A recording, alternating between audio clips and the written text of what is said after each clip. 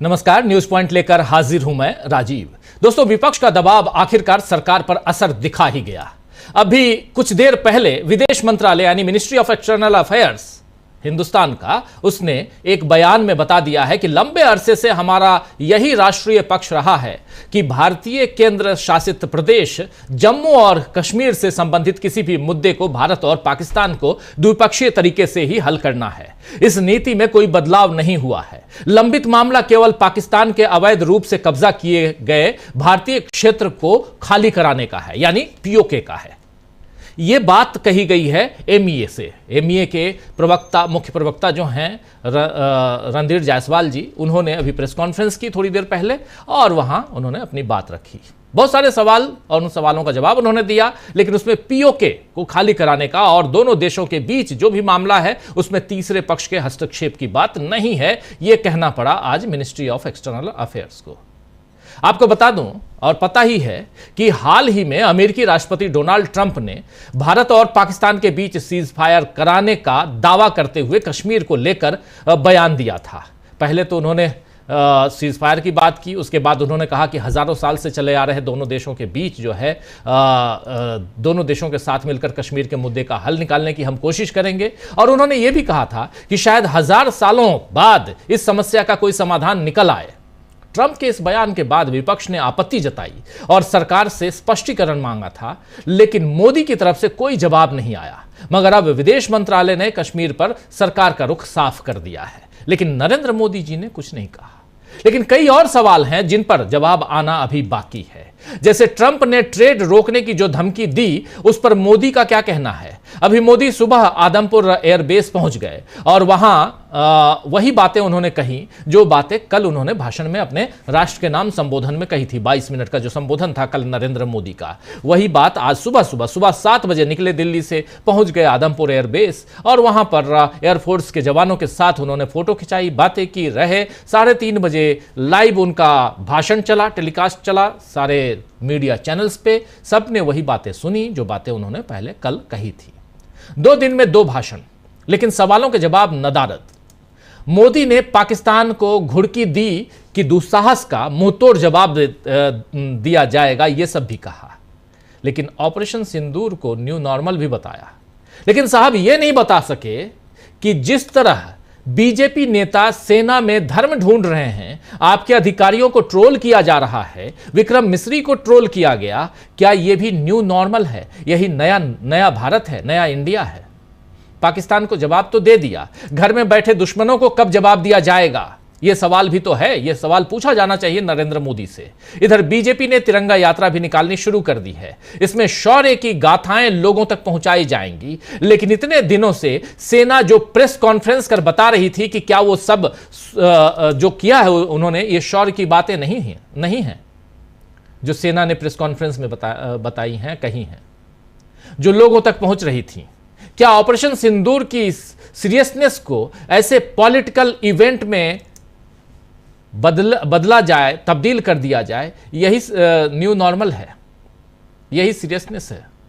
कल ऑपरेशन सिंदूर का जिक्र कर पवन खेड़ा ने जो बातें कही हैं वो बहुत इंपॉर्टेंट है, जरा उनको सुनते हैं। हमारे सवाल और सवालों का जवाब देने के लिए हमारे तमाम साथी मौजूद रहेंगे और उनसे हम बहुत सारे सवाल पूछेंगे। लेकिन सवाल यहां है कि पवन खेड़ा क्या कह रहे हैं, यानी कांग्रेस पार्टी क्या कह रही है, तेजस्वी यादव उधर बिहार में क्या कह रहे हैं, ये सब सुनते हैं। ये तस्वीर आप देख रहे हैं, नरेंद्र मोदी पहुंचे, जवानों ने जय हिंद के नारे लगाए, लेकिन इधर जो कुछ हो रहा है पॉलिटिकली, उसको सुनिए।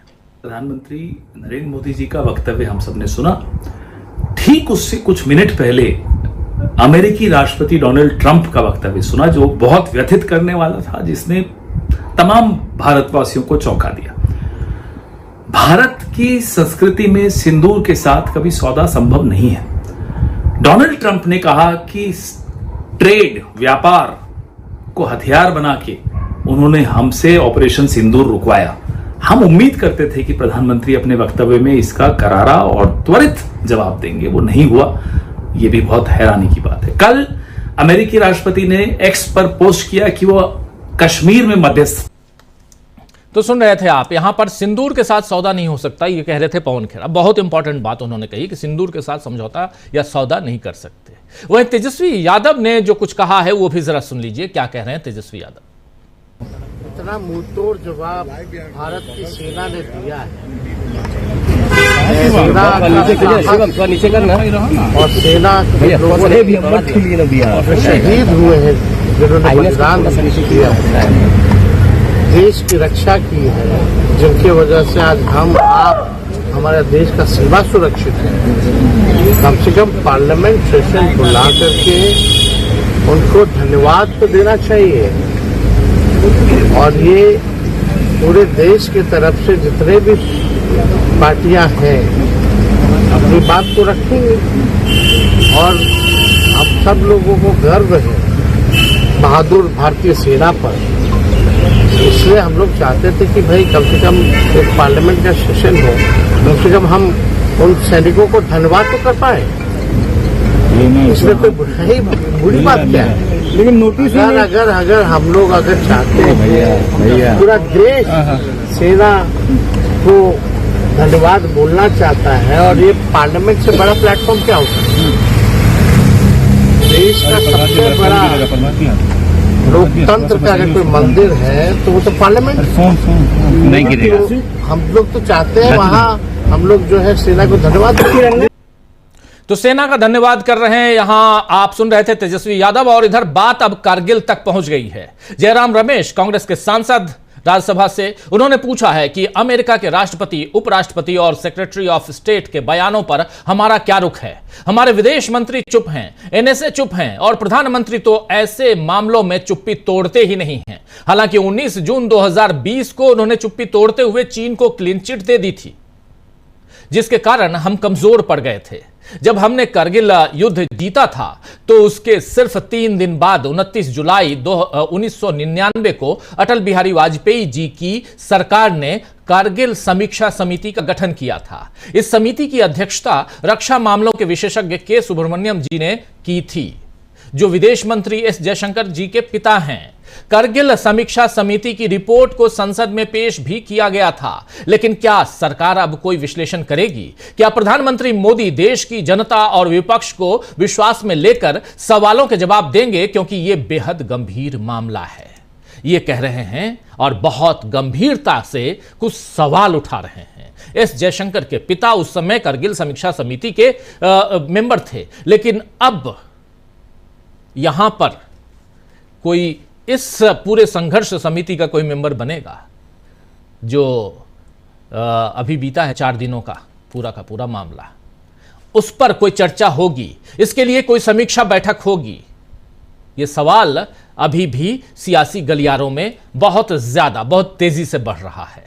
इस बीच राहुल गांधी 15 तारीख को, यानी आज 13 है, परसों बिहार जाने वाले हैं। 26 या 27 तारीख को नरेंद्र मोदी बिहार जाने वाले हैं। मोदी जी का कल से आज तक यानी 2 दिन में 2 भाषण आप लोगों ने सुन लिया। ये दूसरा भाषण भी पहले भाषण की तरह था आज, इसलिए उस भाषण को नहीं सुना रहा हूं। घर में घुस के मारेंगे, घर में घुस के मारे हैं, तमाम बातें हो रही थी और लग रहा था जैसे कि उधर शहबाज शरीफ के भाषण को नरेंद्र मोदी ने अब सुन लिया है और उसी अंदाज में भाषण देने की कोशिश कर रहे थे। लेकिन शहबाज शरीफ ने जितने लोगों का, दूसरे देशों के नेताओं का धन्यवाद ज्ञापन किया, यहां हमारे प्रधानमंत्री जी ने किसी का धन्यवाद ज्ञापन नहीं किया और करेंगे भी क्यों? क्योंकि विश्व गुरु बनना तो इनको है। लेकिन सवाल यही है कि अभी भी देश की जनता पूछ रही है कि जब आप पीओके की बात कर रहे हैं तो अभी इसमें सीज फायर के लिए तीसरा पक्ष क्यों ले आए? यह सवाल है। तो 2 दिन के भाषण और सवाल कई सारे, क्या मोदी इसका जवाब देंगे? इन सवालों का जवाब दे पाएंगे नरेंद्र मोदी? और सीज फायर पर उठते सवालों के बीच विपक्ष के दबाव में सरकार कैसे है? इन तमाम सवालों को ढूंढने की कोशिश करते हैं। हमारे साथ कुछ वरिष्ठ साथी जुड़े हुए हैं, उन सबसे पहले आपका परिचय करवाता हूं, फिर आगे बढ़ते हैं। देखिए, इस वक्त 5 वरिष्ठ साथी जुड़े हुए हमारे साथ। अनिल सिन्हा जी हैं हमारे साथ जुड़े हुए पंकज चतुर्वेदी जी हैं, प्रोफेसर रविकांत जी हैं, प्रशांत टंडन जी हैं, अमलेंदु उपाध्याय जी हैं। आप पांचों का स्वागत इस्तकबाल आप तमाम दोस्त साथी शुभचिंतक आप सबका, जो अब तक जुड़ चुके हैं उनका भी, जो जुड़ने वाले हैं उनका भी। प्रोफेसर रविकांत जी, सबसे पहले आपके पास आता हूं। थोड़ा पॉलिटिकल इवेंट तो अब बन रहा है। देश 4 दिन तक किस स्थिति में था ये हमने देखा और हम लोगों ने अपने आप को सेना के हवाले कर दिया था। अब जो होगा आप देखिए। S-400 और ऐसे बहुत सारे रडार, बहुत सारे एयर डिफेंस सिस्टम सब काम कर रहे थे और हम लोग निश्चिंत होकर सो रहे थे। लेकिन अब और उस वक्त प्रधानमंत्री नरेंद्र मोदी के कुछ कुछ तस्वीरें आ रही थीं, कुछ कभी हाथ इधर हिलाते हुए, कभी जुबान से कुछ बोलते हुए, कभी कुछ और करते हुए, लेकिन जुबान से जो आवाज है वो आते हुए नहीं सुने हम लोग। कल से सुन रहे हैं, कल 22 मिनट और आज भी लगभग उतना ही, उससे थोड़ा सा ज्यादा। ये जो तस्वीरें आप देख रहे हैं, लेकिन विपक्ष पूछ रहा है, देश की जनता पूछ रही है वो सारे सवाल। एक सबसे बड़ा सवाल है, व्यक्तिगत रूप से इन 26 लोगों की मौत के लिए मैं व्यथित हूं। प्रधानमंत्री नरेंद्र मोदी ने कल बोला था, कल का भाषण आप सुने हो तो, कि व्यक्तिगत रूप से मैं व्यथित हूं जो पहलगाम में हुआ, बैसरन घाटी में जो हुआ। लेकिन सवाल यह है कि क्या नरेंद्र मोदी जी इन 26 में से, जो 25 हिंदुस्तान वाले हैं, किसी के घर गए? और जाएंगे भी नहीं जी। राजीव जी, मोदी जी आपदा में सिर्फ अवसर तलाशते हैं। उनकी फितरत में कभी भी देश के लोग नहीं है। उनकी फितरत में सिर्फ और सिर्फ राजनीति है और उसका एक ही मकसद है कि कैसे कुर्सी सुरक्षित रहे। और कल परसों की जो भी आप तस्वीरों की बात कर रहे थे, मुझे महाभारत याद आ रही थी। वो धृतराष्ट्र, महाभारत का युद्ध चल रहा है। संजय से कहा कि हमको बताइए क्या हो रहा है। कोई लेना देना नहीं था। मोदी जी केवल और केवल इवेंट के तलाश में थे। सच ये है कि मोदी जी को न तो सेना से बहुत लेना देना है, सेना भी उनके पॉलिटिकल एजेंडे का हिस्सा है, पॉलिटिकल इवेंट का हिस्सा है। जब आप रणनीति बनाते हैं तो क्या रणनीति वो ऐसे लाइव आती है, कोई वीडियो जारी होता है? और यहां तो मोदी जी का वो पूरा भारत तंत्र जिसने जो हालत कर रखी थी, शर्मिंदगी इस बात की है कि जो इस्लामाबाद पे कब्जा करा रहे थे, जो लाहौर कराची को ध्वस्त कर दे रहे थे, उन्होंने कभी देश की इज्जत मर्यादा की चिंता की? कभी? मोदी जी को तो खैर वो परवाह ही नहीं है। और ये मुझे लगता है कि 75 साल के इतिहास में अगर मैं उसी जुमले को लूं तो, हालांकि 78 साल हो रहे हैं, लेकिन मोदी जी ऐसे ही भाषा में बोलते हैं। ये पहला समय है जब इंडिया के साथ एक भी देश खुले तौर पर नहीं खड़ा। विदेश नीति का ही ये केवल फेल्योर नहीं है, अब तक के इतिहास के सबसे असफल प्रधानमंत्री नरेंद्र मोदी। प्रधानमंत्री का मतलब अच्छे भाषण देना ही नहीं होता है। प्रधानमंत्री का मतलब दिन में 3 बार ड्रेस बदल करके और बढ़िया सी फोटोग्राफी कराना नहीं होता है। प्रधानमंत्री का मतलब होता है देश की रक्षा करना। आप सबसे प्रधान, और वो तो कहते थे, अब कभी उन्होंने चौकीदार कहा अपने आप को, कभी प्रधान सेवक कहा। अब वो माल सब चोरी नेहरू जी से ही करते। नेहरू जी ने कभी प्रथम सेवक कहा था, अब वो प्रधान सेवक। लेकिन नेहरू जी को केवल आलोचना करते करते वो ऐसी एक ग्रंथि बना ली कि वो भूल गए कि देश की सुरक्षा और देश की इज्जत और मर्यादा भी कोई चीज है। इतना सीख लिया होता नेहरू जी से, सीख लिया होता इंदिरा गांधी से। क्या वजह है कि उस दिन इंदिरा गांधी सबको याद है? मन में तो भाजपाइयों के भी होगा, लेकिन वहां तो जवान पर पट्टी लगी हुई है, बेचारे बोल नहीं सकते। सच में अगर आप मुंह खुलवा के अगर पूछते तो वो सब यही कहते। मैं भाजपाइयों की बात कर रहा हूं। और मोदी जी ने भी याद किया होगा जो इनको नहीं मिल पाया वो भी सोच रहे होंगे, लेकिन मोदी जी की असली जो तारीफ है वो यही कि कैसे किसी भी घटना को पॉलिटिकल इवेंट बनाना है। अटल बिहारी वाजपेयी की अंत्येष्टि को इवेंट बना देना, कोरोना को साहब इवेंट बना देना, ताली थाली बजवाना, और फिर इधर एक बड़ा संकट का और बहुत संवेदनशील समय था। मोदी जी को अगर चिंता थी तो वो अरब से लौट करके बिहार नहीं जाते, वो पहलगाम जाते। अब आपने पूछा कि उन 26 लोगों के घर जाएंगे।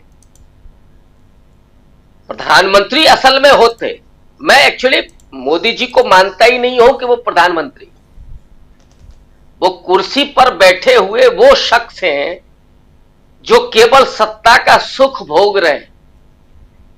प्रधानमंत्री के दायित्वों का उन्होंने निर्वहन कभी नहीं किया, वो अधिकारों का सुख भोग है। इसलिए मैं नहीं मानता कि वो प्रधानमंत्री है, या ये मैं कहूं कि फुल फ्लैश्ड प्रधानमंत्री में नहीं मानता। तो वो 26 क्या एक के भी घर नहीं जाएंगे, और जो जाएगा उसको तो देशद्रोही घोषित करेंगे। यही राहुल गांधी है जो मणिपुर भी गए, पहलगाम भी गए, और यहां मेरे पड़ोस में कानपुर भी गए,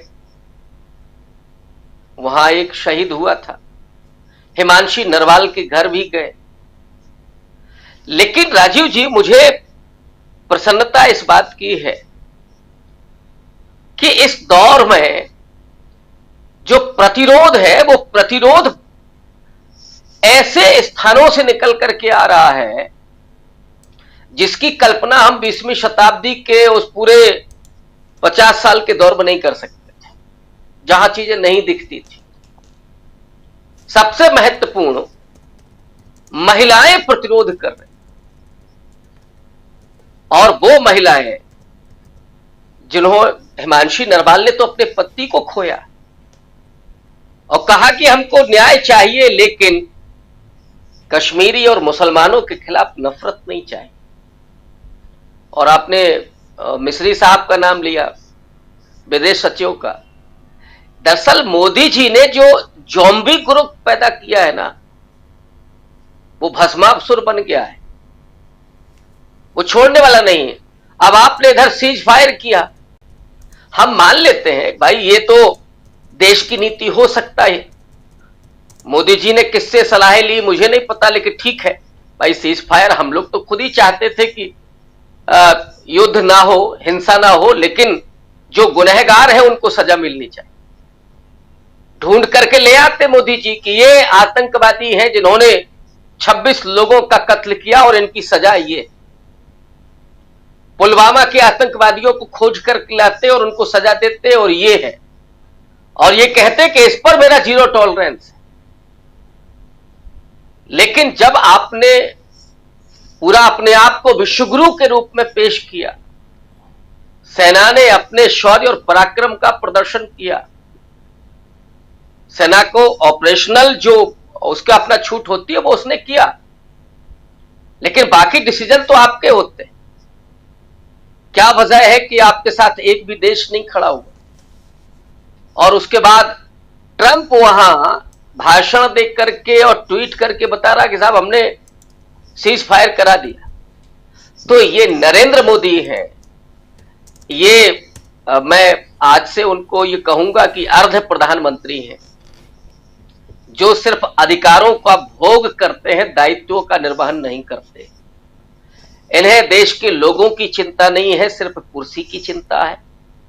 और वो प्रधानमंत्री नरेंद्र मोदी हर घटना को, चाहे वो दुर्भाग्यपूर्ण हो, अच्छी हो, उसको पॉलिटिकल इवेंट बनाना उनकी फितरत है। उनको फर्क नहीं पड़ता। इस देश के 140 करोड़ लोगों को फर्क पड़ता होगा, लेकिन मोदी जी को फर्क नहीं पड़ता।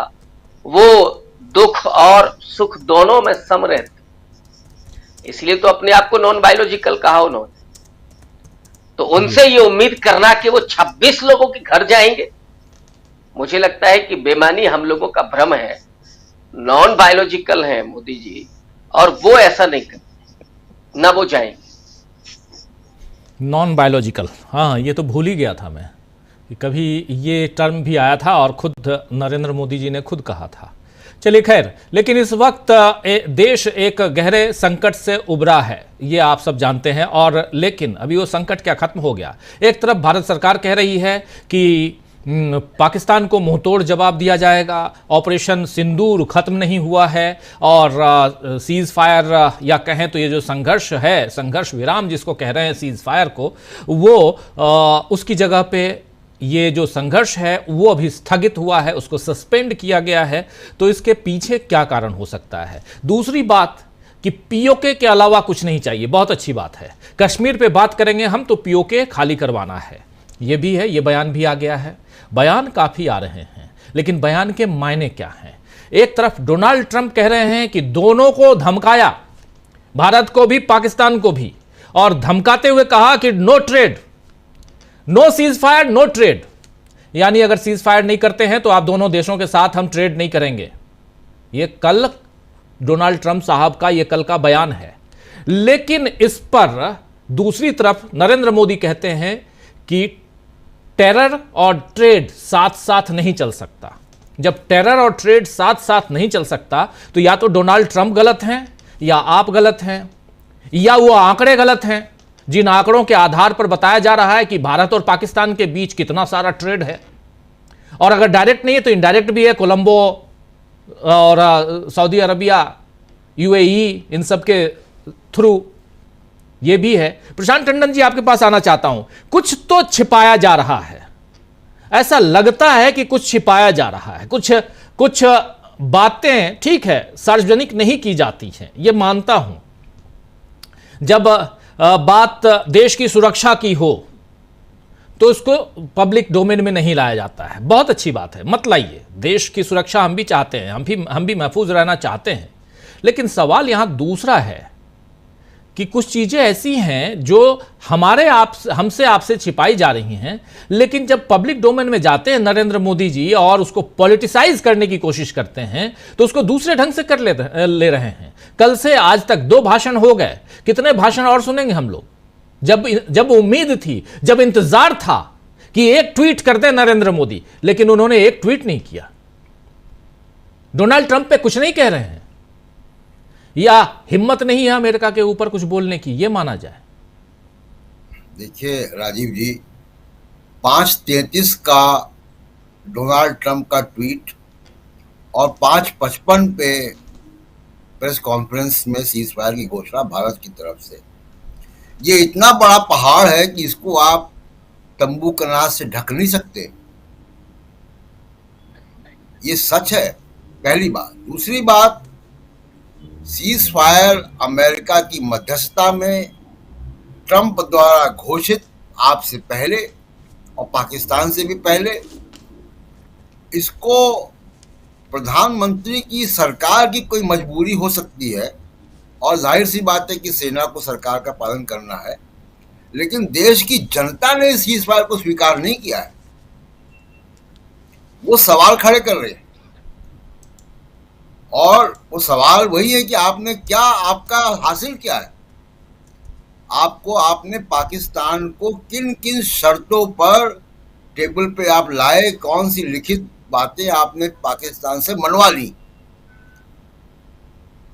तो वो एक भी नहीं है, कोई शर्त नहीं है।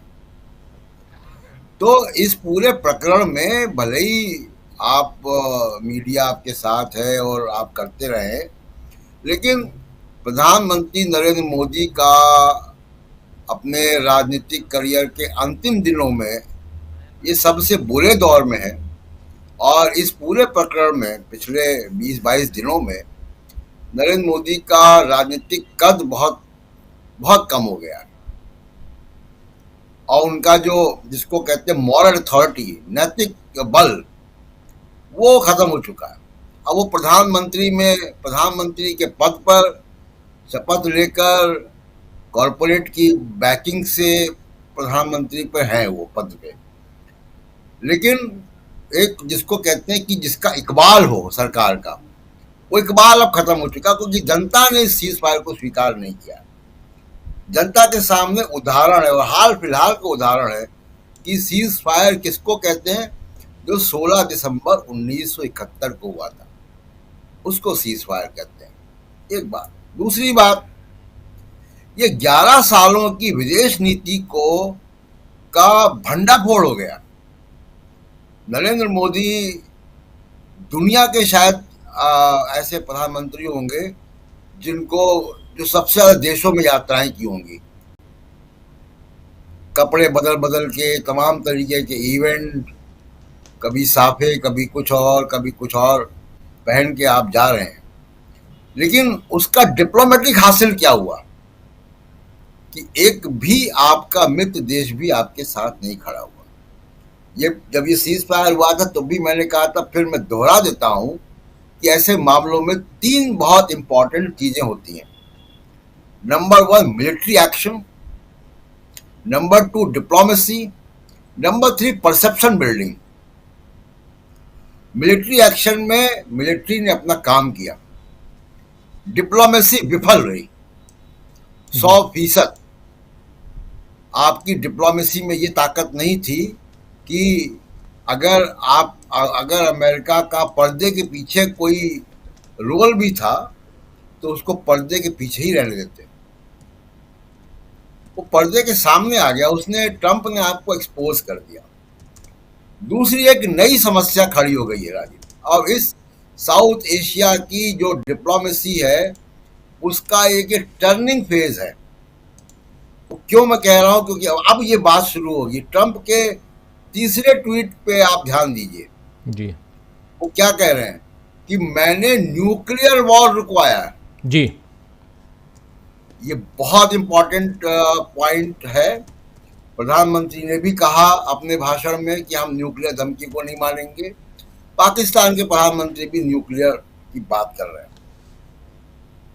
दुनिया में जिन 2 देशों के बीच में 4 युद्ध हो चुके हैं, जिनके होस्टाइल रिलेशनशिप है, जिनकी ट्रीटियां रद्द हो रही हैं, जो न्यूक्लियर पावर है, पूरी दुनिया की निगाह होगी कि इसको किसी एक फ्रेमवर्क में बांधा जाए।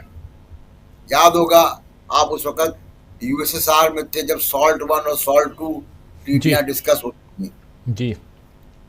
उस तरीके का कोई फ्रेमवर्क, अब एक अंतरराष्ट्रीय फ्रेमवर्क इंडिया पाकिस्तान के बीच में अब इनविटेबल है।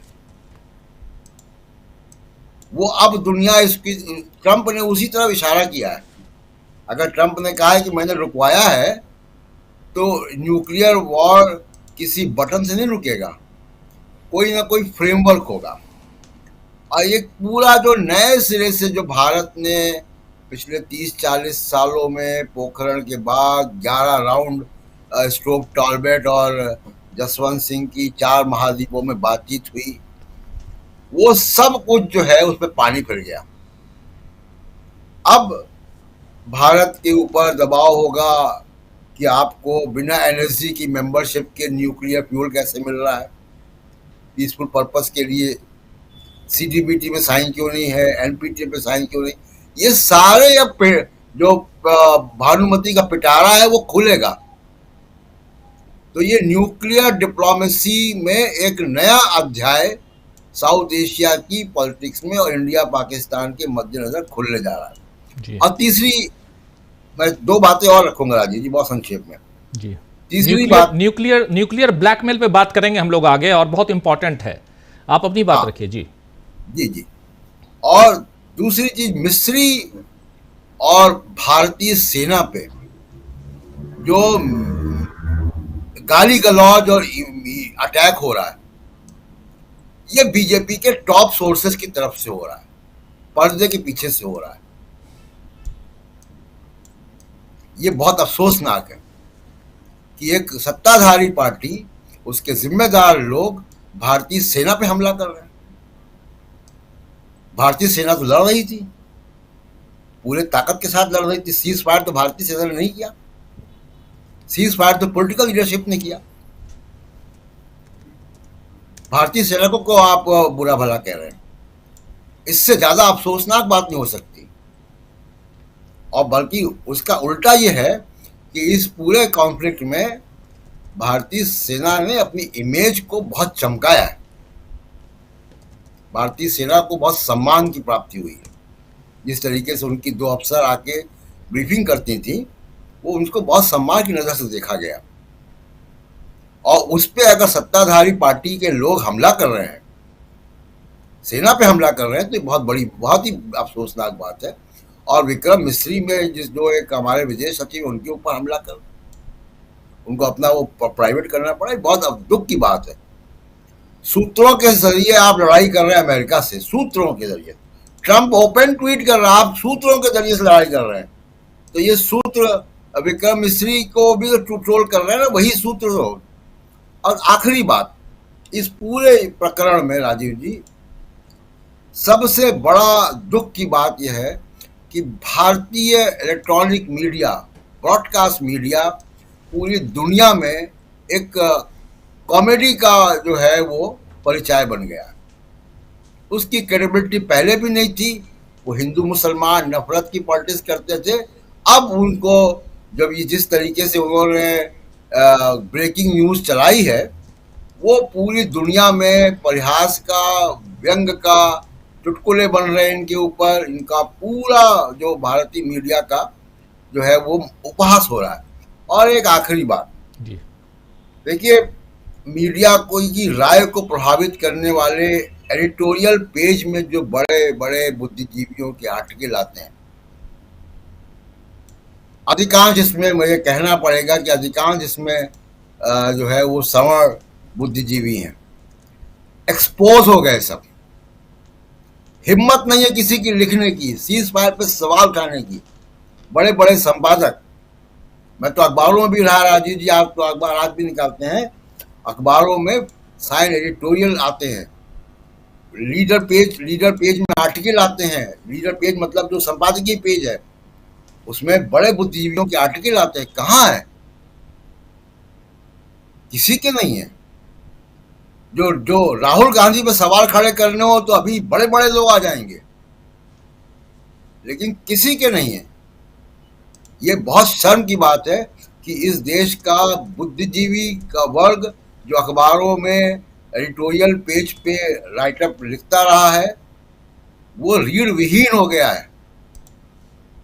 ये बहुत दुख की बात है। जी राजीव जी, बिल्कुल आप सही कह रहे हैं कि ये दुख की बात है। बहुत इम्पॉर्टेंट कि एक तरफ युवाओं के साथ क्या हो रहा है, दूसरी तरफ इस कॉन्फ्लिक्ट के बाद जो भारत और पाकिस्तान के बीच उभरा ये कॉन्फ्लिक्ट, और खासकर पहलगाम में 26 लोगों की जान, हालांकि बाद में उस आंकड़े में इजाफा हुआ था, 2 लोगों की जान और गई थी और 28 लोग हैं टोटल, लेकिन सरकार 26 बोलती है, इसलिए 26 बताते हैं हम।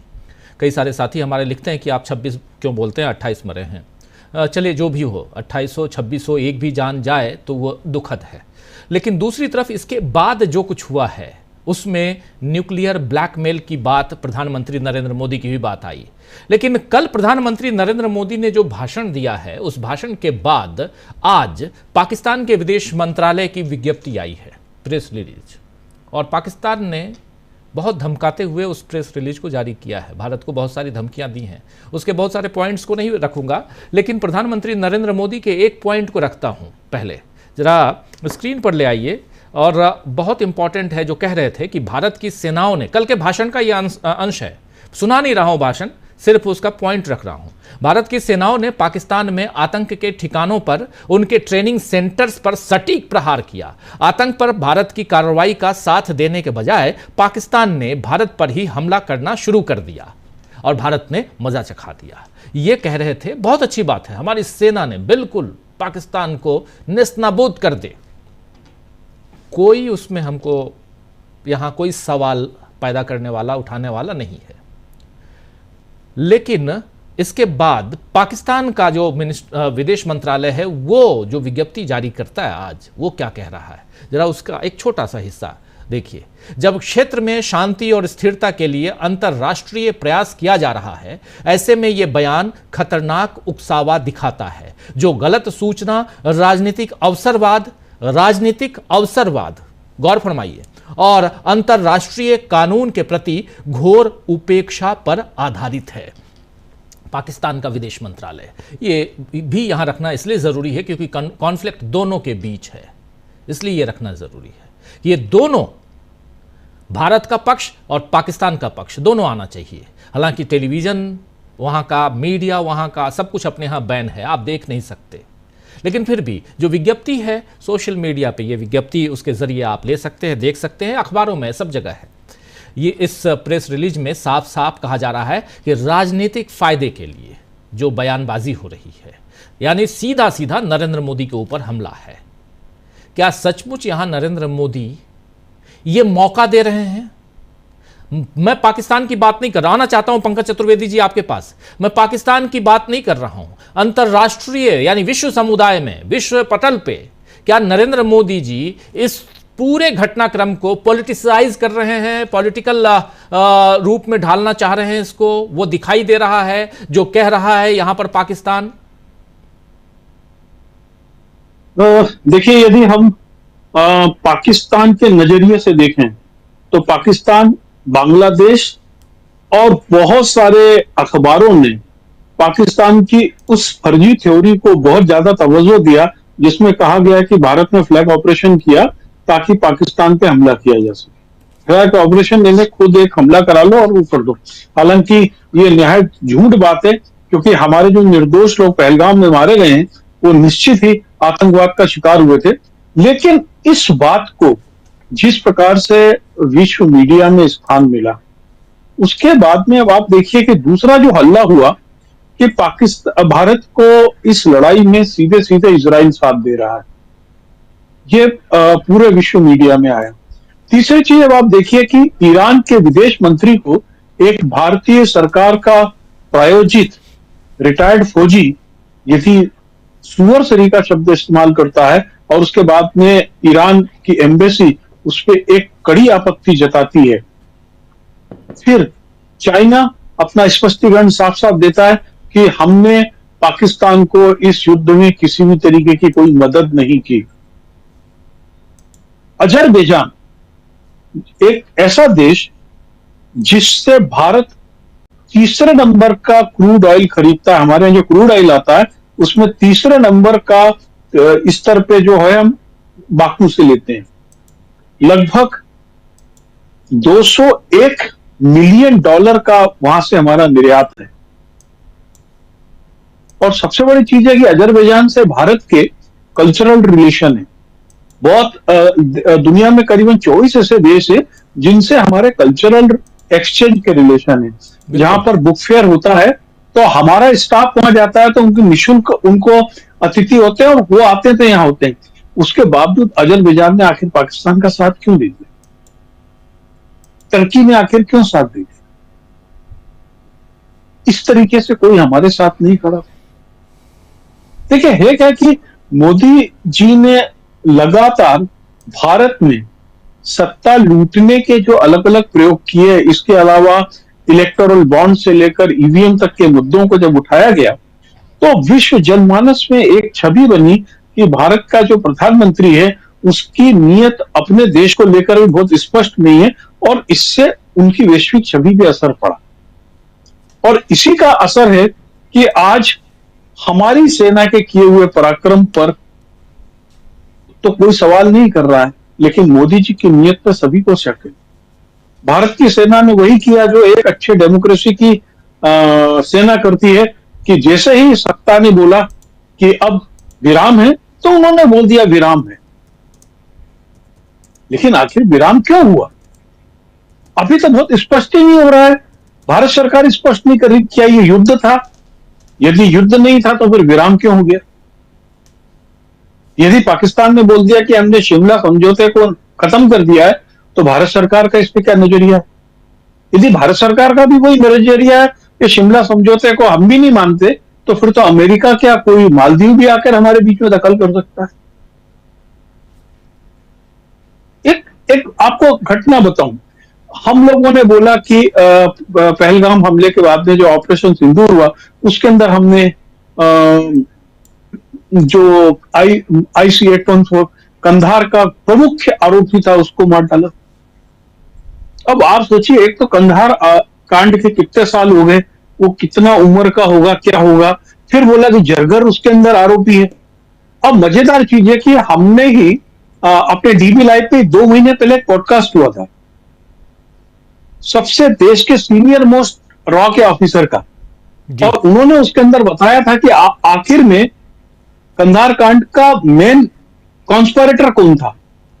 उस सब में उसमें उसका नाम तो अभी आया ही नहीं मरने वालों में। बहुत सारे शकों की जो गुंजाइशों की लाइन है। मैं फिर एक शक पे आज आपको लेके आता हूं।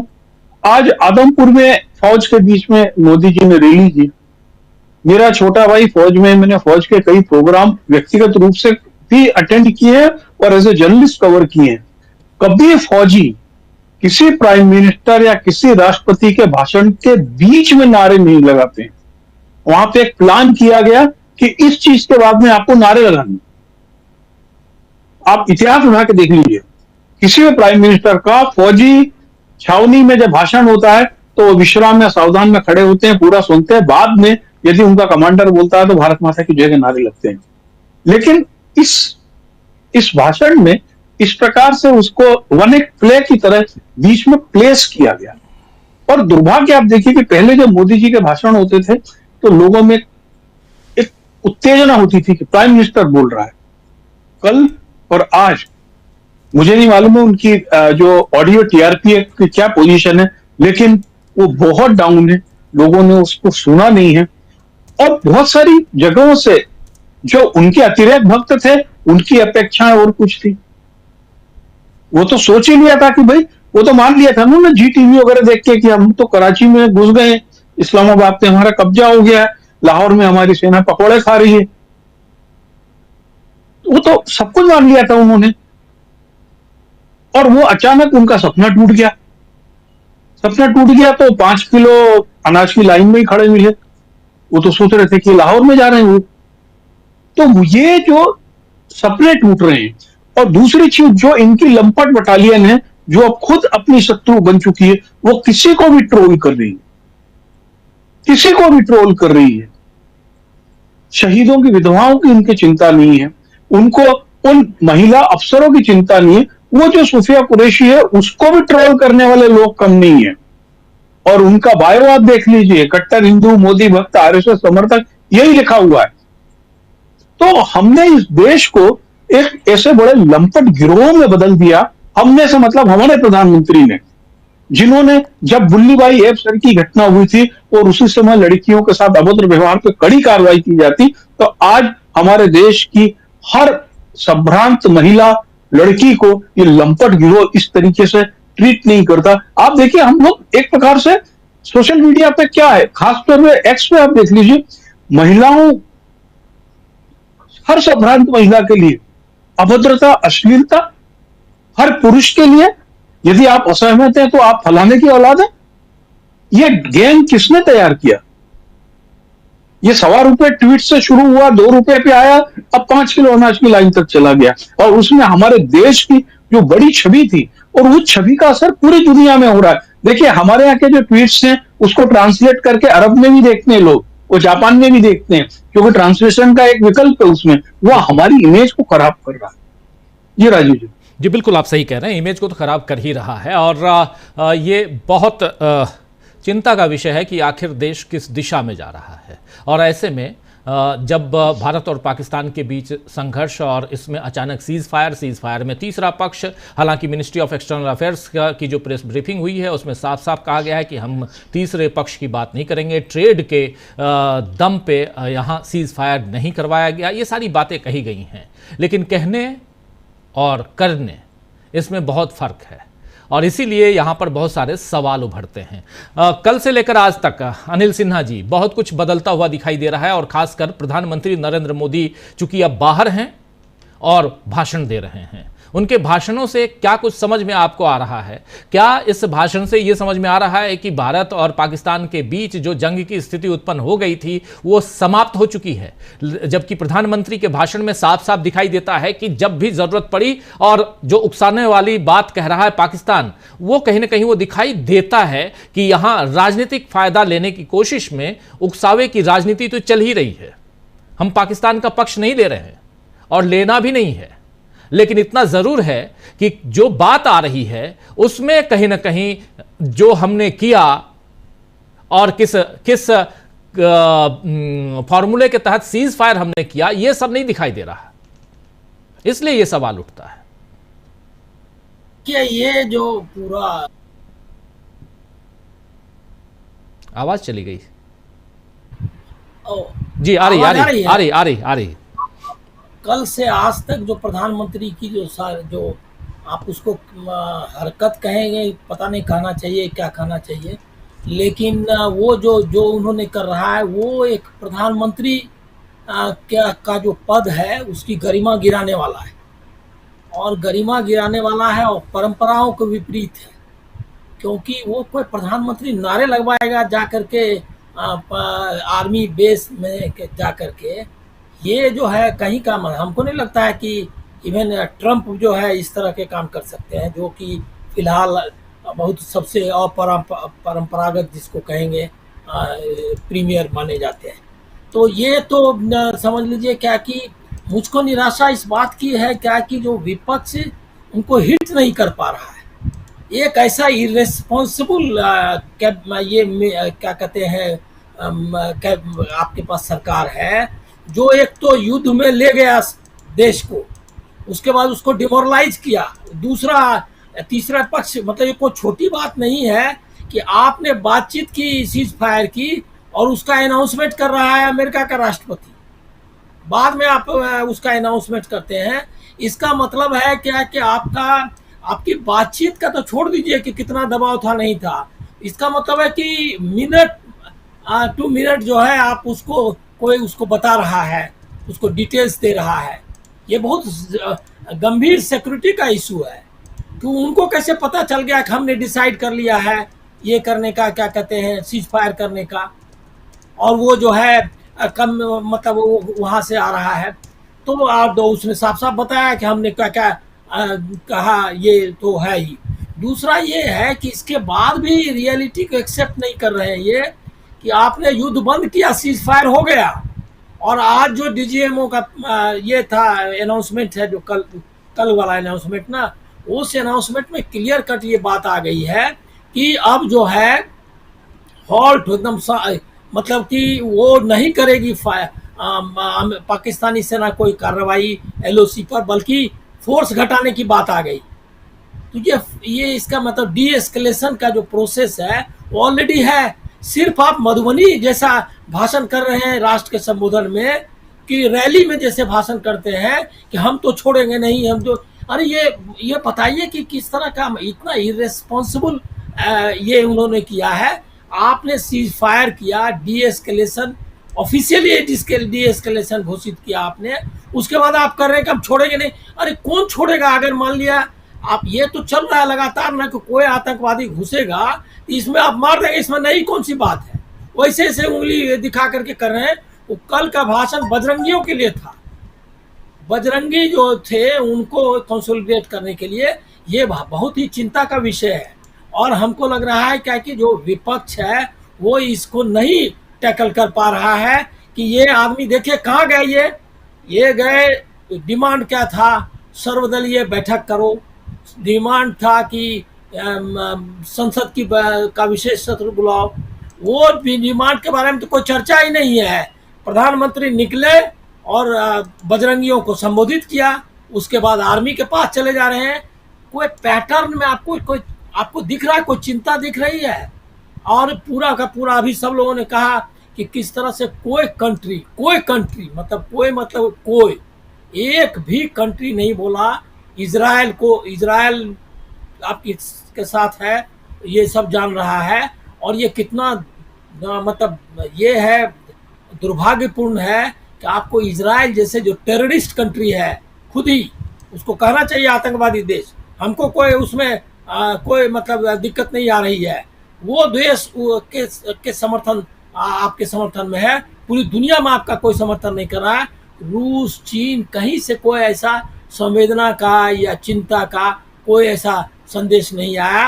और एक जो है, जो आप जिसके भरोसे हैं या क्या है मालूम नहीं, वो ट्रंप जो है आपके तरफ से आपके बोलने के पहले ही सारा कुछ बोल रहा है। और आज आपको सफाई देनी पड़ी। और आपने एक बार एम्बेसडर को बुला करके भी नहीं कहा, तुरंत अभी तलब करना चाहिए था अमेरिका के एम्बेसडर को कि भाई ये क्या चल रहा है।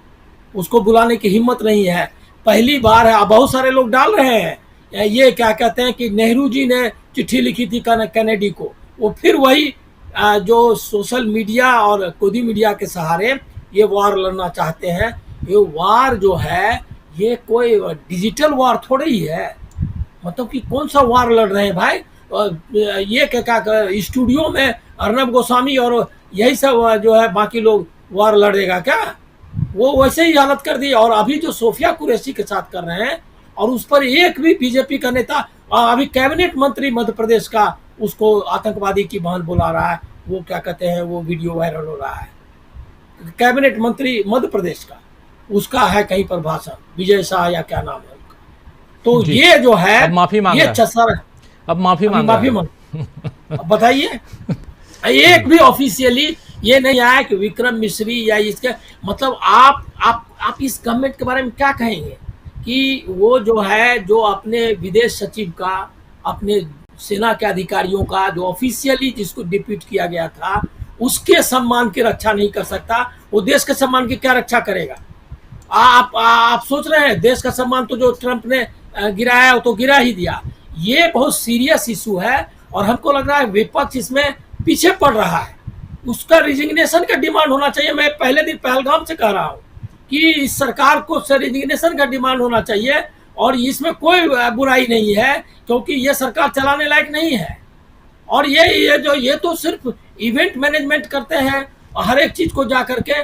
तो अब क्या है कि अब आपके पास कौन सा है, मतलब अब लास्ट पॉइंट कि कौन सी मशीनरी के साथ ये जो क्राइसिस इनके सामने आया है उसको जीतना चाहते हैं।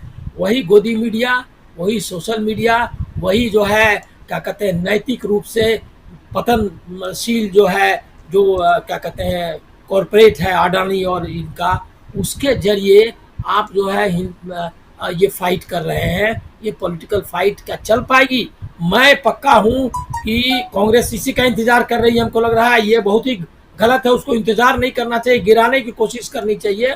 वो इंतजार कर रही है क्या कि ये खुद ही गिर जाएंगे, लेकिन ये गिरने वाले नहीं है। आप देख रहे हैं कि ये शख्स इतनी बड़ी पराजय में देश को ले गए, जो जिसमें कि आपने कहा था। अब ये पीओके का क्या मामला है, 2 लाइन उस पर आपको कहूँ। ये जो है इसमें क्या आप बता रहे हैं? पीओके का आप जब युद्ध कर रहे थे तब पीओके में आप क्यों नहीं घुस गए? अब कह रहे हैं कि हम पीओके पर बातचीत करेंगे। ये तो आज से चल रहा है। ये तो 1994 में देश की संसद ने पारित किया हुआ है कि सर्वसम्मति से कि पीओके हमारा है। वहाँ पर जो है विधानसभा में उनकी सीटें खाली रखी गई हैं। ये क्या मोदी जी करेंगे? ये तो ऑलरेडी पहले से चल रहा है। इसमें कौन सी नई बात है? वो क्या है कि मीडिया चूंकि लोगों की याददाश्त को कमजोर कर चुका है, उनको कुछ बताता ही नहीं है। और आज लेकिन दिक्कत क्या है कि ये मीडिया क्या उनकी सहायता कर पाएगा? जो मीडिया पाकिस्तान ले चुका था करीब लाहौर में बिरयानी खिलाने के लिए, लगभग समझिए कि लोगों को उकसा रहा था, और उसके बाद जो है इस्लामाबाद पर कब्जा कर चुका था। वो उस मीडिया, उस पतनशील और गलीच मीडिया के सहारे ये कौन सा मीडिया वार लड़ सकते हैं? पूरी दुनिया में कोई कुछ नहीं चलने वाला है। न सोशल मीडिया का वार ये जीत सकते हैं, न मीडिया का वार जीत सकते हैं। वही लेकिन उसी पर उनका भरोसा है, और मुझको लग रहा है कि ये चलेगा नहीं। अब लेकिन विपक्ष को, और सच में उसने सही, तेजस्वी का बहुत ही अच्छा था कि भाई हम तो सेना को धन्यवाद देने के लिए करना चाहते हैं, इसमें क्या बुराई है? सतत का सत्र बुला। अच्छा, एक लास्ट पॉइंट कि एक भी शहीद को नमन नहीं किया इन्होंने, किसी को श्रद्धांजलि नहीं दी गई। 21 लोग मारे गए बॉर्डर पे। ये हुआ अभी युद्ध से छोटा संघर्ष जो कह लीजिए, जी संघर्ष कर लीजिए, उसमें जो मारे गए लोग उनके प्रति भी कोई संवेदना नहीं की, उनको कोई ढाढ़स नहीं बनाया, कुछ भी नहीं। ये जो है घुस के मारेंगे, ये डायलॉग कितना बार बोलेंगे भाई? हो गया 2019 से, पुलवामा से लेकर के 2024 तक इसी पुलवामा पर खेल लिया इन्होंने। अब ये चाह रहे हैं 2029 पीओके और इसके नाम पर करें। ये चलेगा बिहार नहीं, चुनाव, मुझको लगा। बिहार चुनाव सबसे पहले सामने बिहार का चुनाव है और बिहार चुनाव किसी भी ढंग से जीतना है। और स्ट्रेटेजी देखिए, पहले कल प्रधानमंत्री नरेंद्र मोदी कल 12 तारीख को रात 8 बजे देश को संबोधित करते हैं, 22 मिनट का उनका भाषण।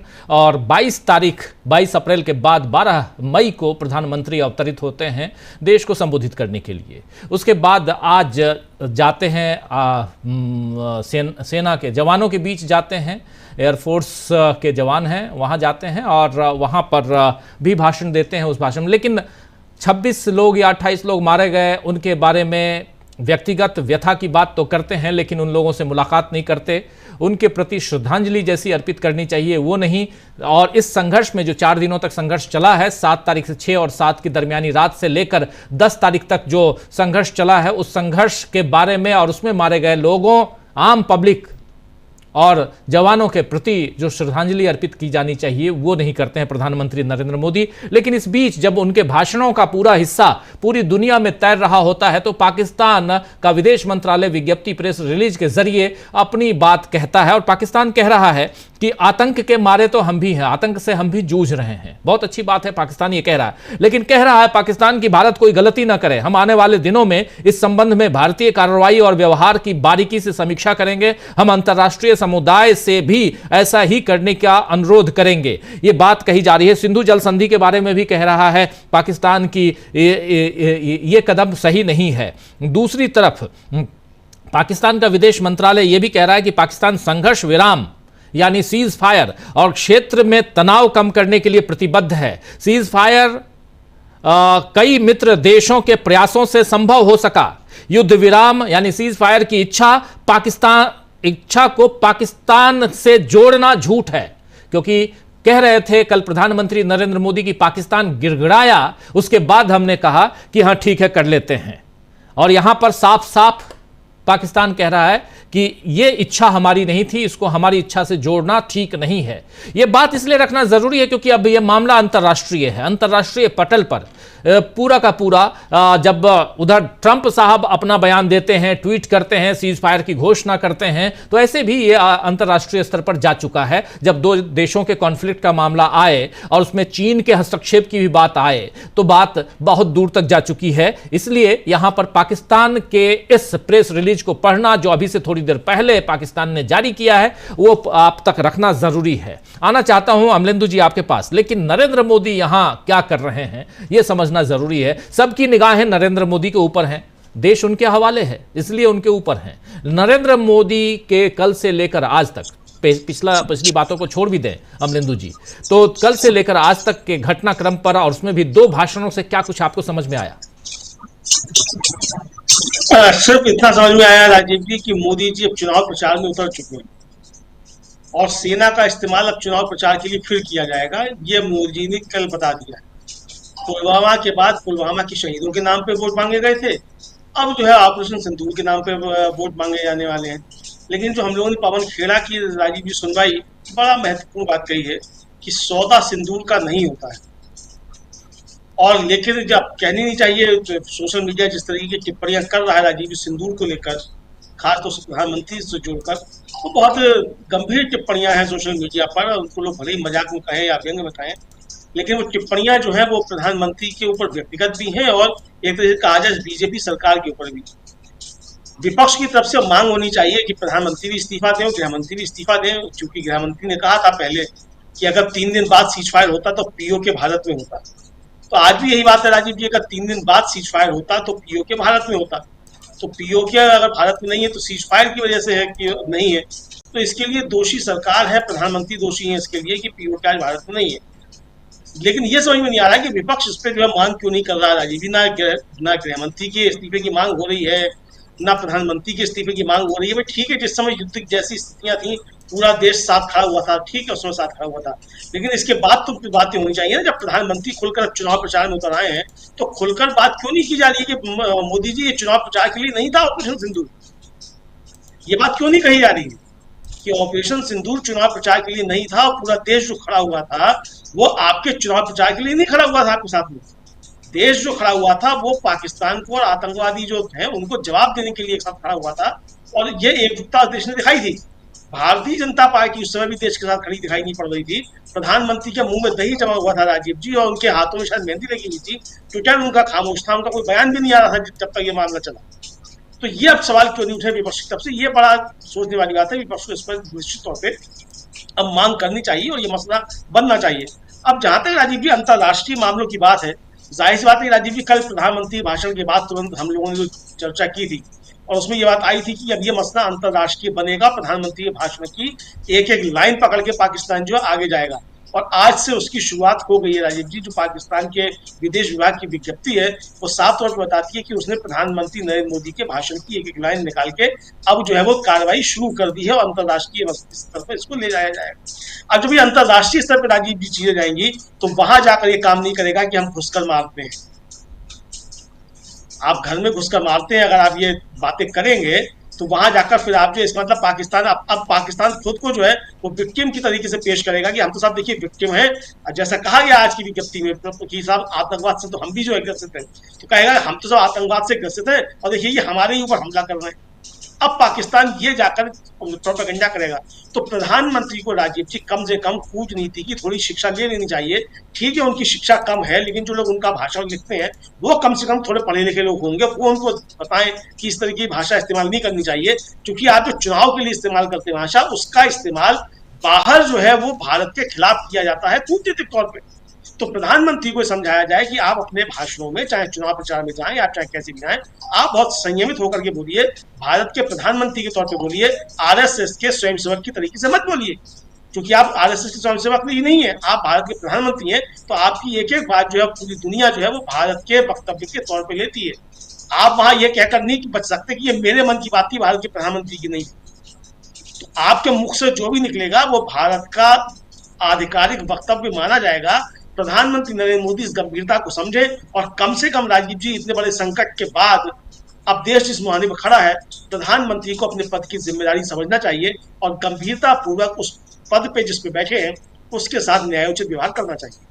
बिल्कुल बिल्कुल आप सही कह रहे हैं। आज जो प्रेस कॉन्फ्रेंस हुई है मिनिस्ट्री ऑफ एक्सटर्नल अफेयर्स की, उस प्रेस कॉन्फ्रेंस को उनमें जो सवाल पूछे गए उन सवालों पर गौर फरमाना चाहिए। बहुत सारे सवाल ऐसे पूछे गए जिसमें बहुत सारी ऐसी जानकारियां हैं भारत सरकार की तरफ से दी गई हैं और उसी में कहा गया है कि 7 तारीख से 10 तारीख तक अमेरिका के साथ भारत की लगातार बातचीत हो रही थी। 7 से 10 के बीच कई बार बातचीत हुई अमेरिका के साथ, लेकिन ट्रेड पर बात नहीं हुई, यानी व्यापार पर बात। उसमें व्यापार पर बात क्या होगी? प्रशांत जी, क्या जब एक संघर्ष की स्थिति है तो संघर्ष की बात होगी ना, कि भारत और कॉन्फ्लिक्ट पे बात हो रही है, ट्रेड पे बात नहीं हुई। ये विदेश मंत्रालय का कहना है।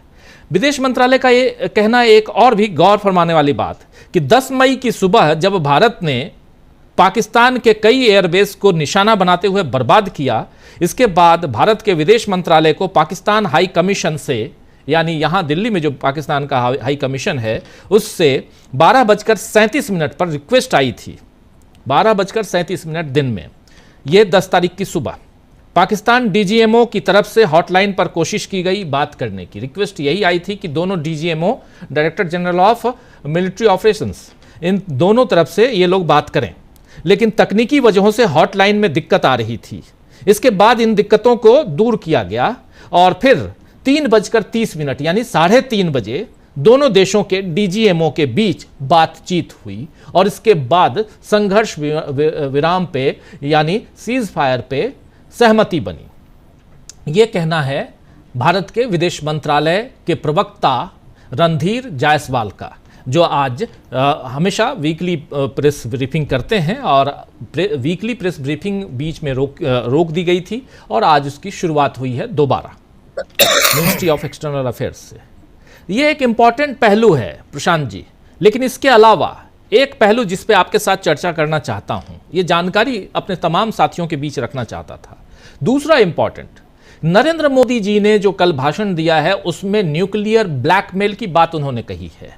न्यूक्लियर ब्लैकमेल, और दूसरी बात यहां महत्वपूर्ण इसलिए न्यूक्लियर की बात, यानी कि परमाणु ब्लास्ट कह लें, परमाणु हमला कह लें, उस हमले का जिक्र किया है डोनाल्ड ट्रंप ने भी। डोनाल्ड ट्रंप ने कहा कि दोनों परमाणु हमला ना हो जाए, इसके लिए हम लोगों ने इस पर दोनों देशों से बातचीत शुरू की। जेडी वेंस और रूबियो, दोनों, मार्को रूबियो, दोनों ने बातचीत की।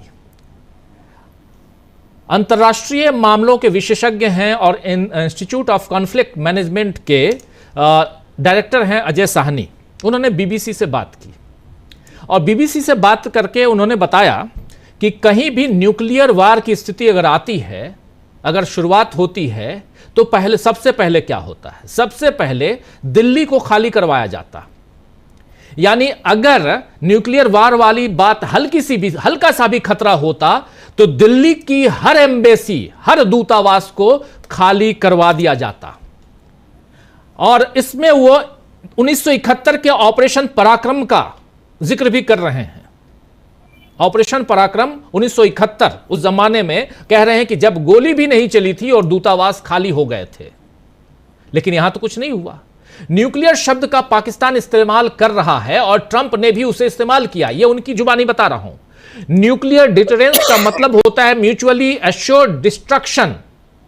वो एक साधन या हथियार है जो इस्तेमाल नहीं किया जा सकता, क्योंकि उससे सिर्फ इन देशों में ही नहीं बल्कि इन देशों के आसपास भी अगर भारत पर कोई न्यूक्लियर बम मारता है तो इसका असर पाकिस्तान पर भी पड़ेगा, इसका असर नेपाल पे भी पड़ेगा, इसका असर चीन पे भी पड़ेगा।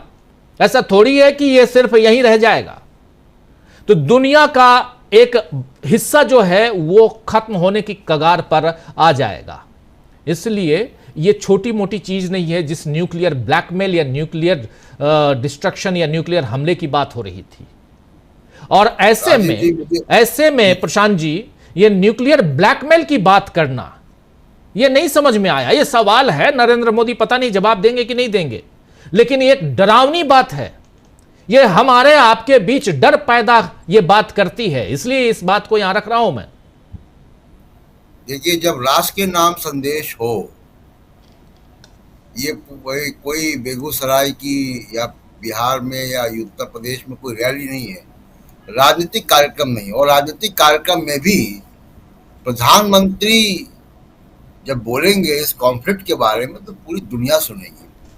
कल मैं हैरत में था, बहुत मुझे हैरत हुई इस बात की कि ये शब्द आया कहां से, किसने स्पीच में लिखा इसको, और इसके इम्प्लीकेशंस के बारे में सोचा भी नहीं। अब आपने क्या किया कि ट्रंप अमेरिका जिस चौधरी बनने की कोशिश कर रहा है, आप प्लेट में उसको लेकर उसको चौधराहट गिफ्ट कर रहे हो। आपको न्यूक्लियर वाला मामला बहुत नपे तुले शब्दों में बोलना था या नहीं बोलना था। चुनावी भाषा का इस्तेमाल आपने अगर किया है तो इसके बहुत इम्प्लीकेशंस होने वाले। इसीलिए मैंने अपने पहले वक्तव्य में भी कहा कि ये नया डेवलपमेंट है, और ये नया डेवलपमेंट हम पहली बार कोल्ड वॉर के बाद देख रहे हैं, जब न्यूक्लियर पावर्स जो है वो एक फ्लैश पॉइंट पे है। कोल्ड वॉर अब खत्म हो चुका है। मॉस्को की कोई मिसाइल अब वॉशिंगटन की तरफ नहीं है, वॉशिंगटन की मिसाइल मॉस्को की तरफ नहीं है जी। ऐसा कोई खतरा नहीं है। 80 के दशक में, 70 के दशक में ये खबरें बहुत आती थी, उसमें भी करार होते थे, सॉल्ट 1 सॉल्ट 2 तमाम सारी बातें होती थी। लेकिन पूरी दुनिया में राजीव जी, एशिया, यूरोप, अमेरिका, अफ्रीका, पूरी दुनिया में 2 न्यूक्लियर पावर ऐसी युद्ध की हिस्ट्री के साथ नहीं है। कोल्ड वॉर के बाद ये पहली शीत युद्ध खत्म होने के बाद ये पहली बार ये स्थिति दुनिया के सामने है कि 2 न्यूक्लियर पावर स्टेट होस्टाइल है, न्यूक्लियर ब्लैकमेल की बात कर रहे हैं, न्यूक्लियर धमकी की बात कर रहे हैं। निश्चित तौर पे दुनिया के देश, यूनाइटेड नेशन सिक्योरिटी काउंसिल और दुनिया के देश इस तरफ ध्यान देंगे कि यहाँ पे एक फ्रेमवर्क की आवश्यकता है, एक इंटरवेंशन की आवश्यकता है। इसलिए मैं कह रहा हूं कि 11 साल की नरेंद्र मोदी की फॉरेन पॉलिसी कुछ नहीं थी, केवल एनआरआईज के शामियाने लगा के वहां ढोल बजाए गए, उसमें डिप्लोमेसी नहीं थी और अभी भी नहीं है। अभी आप वायरल वीडियो के हिसाब से, जो जैसे वो रील बनाने वाले बच्चे करते हैं कि कोई ऐसी बात बोल दो जो वायरल हो जाए, आप वायरल वीडियो बना रहे हो, देश के प्रधानमंत्री हो, न्यूक्लियर वॉरहेड के बारे में आप ऐसी हल्की बात कर रहे हो और आप उस बात में ट्रंप को पूरा परोस के दे रहे हो विदाउट हैविंग अ थॉट कि आपका नेशनल इंटरेस्ट पे इसका क्या प्रभाव पड़ने वाला है।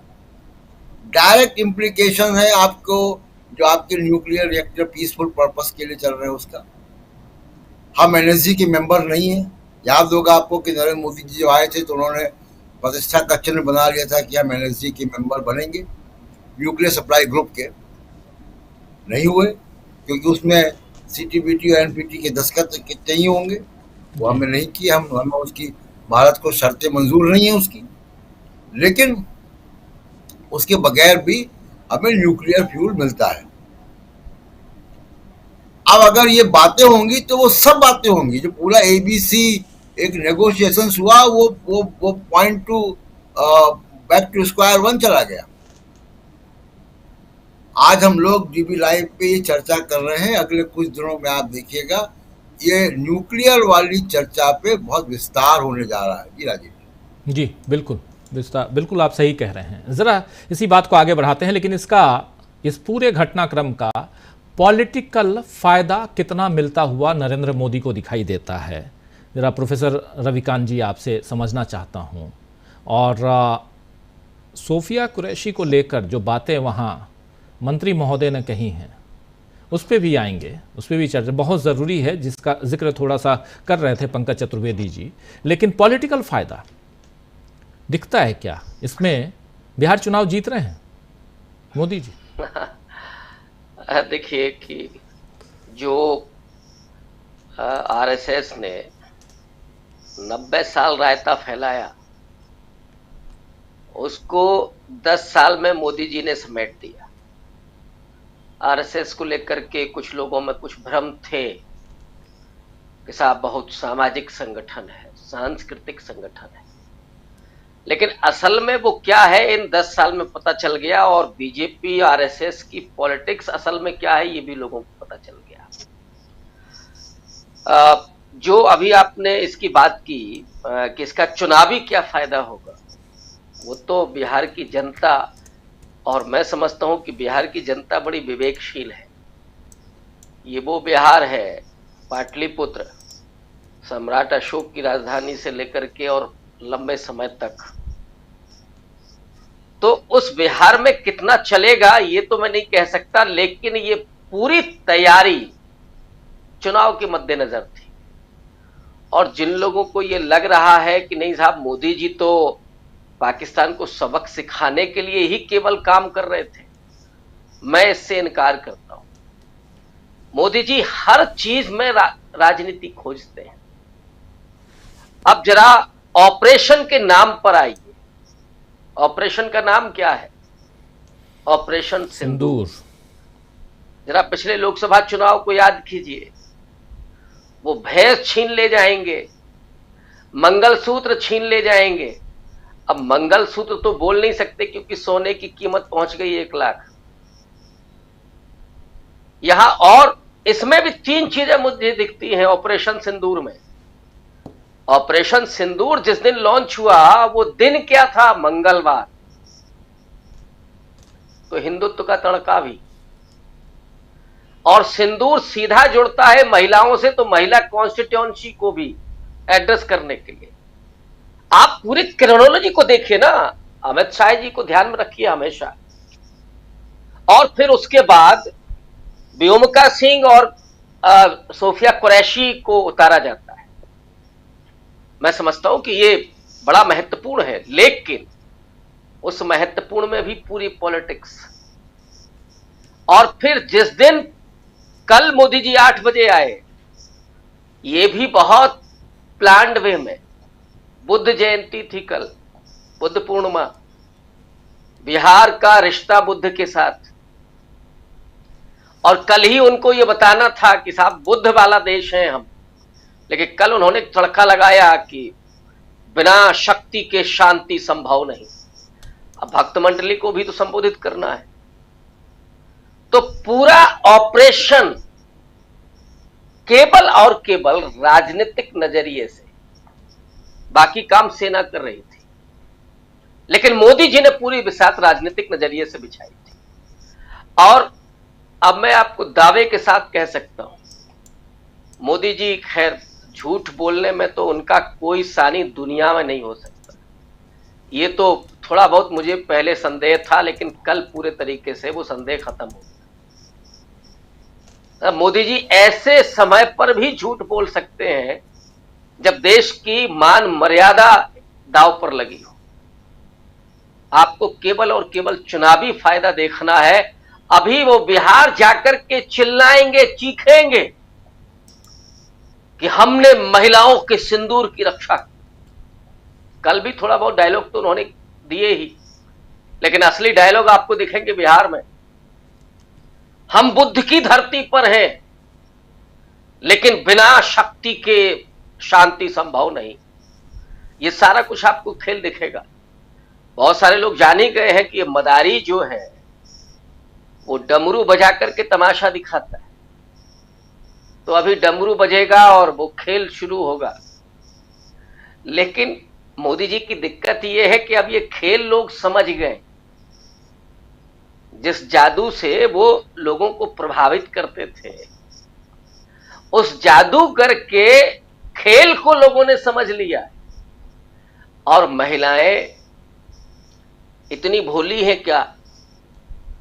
और यहीं से आप जरा जोड़िए मध्य प्रदेश के उस मंत्री का बयान कि वो जो कहता है, और अब तो ये कहना थोड़ा मुश्किल है कि महिलाओं के भीतर वो कभी कट्टरता नहीं आती। हमने वो 2002 के दंगों में भी देख लिया। लेकिन जिसे बंधुत्व कहते हैं ना, बंधुत्व भले ही समाज में ना हो, लेकिन बहनापा जरूर होता है।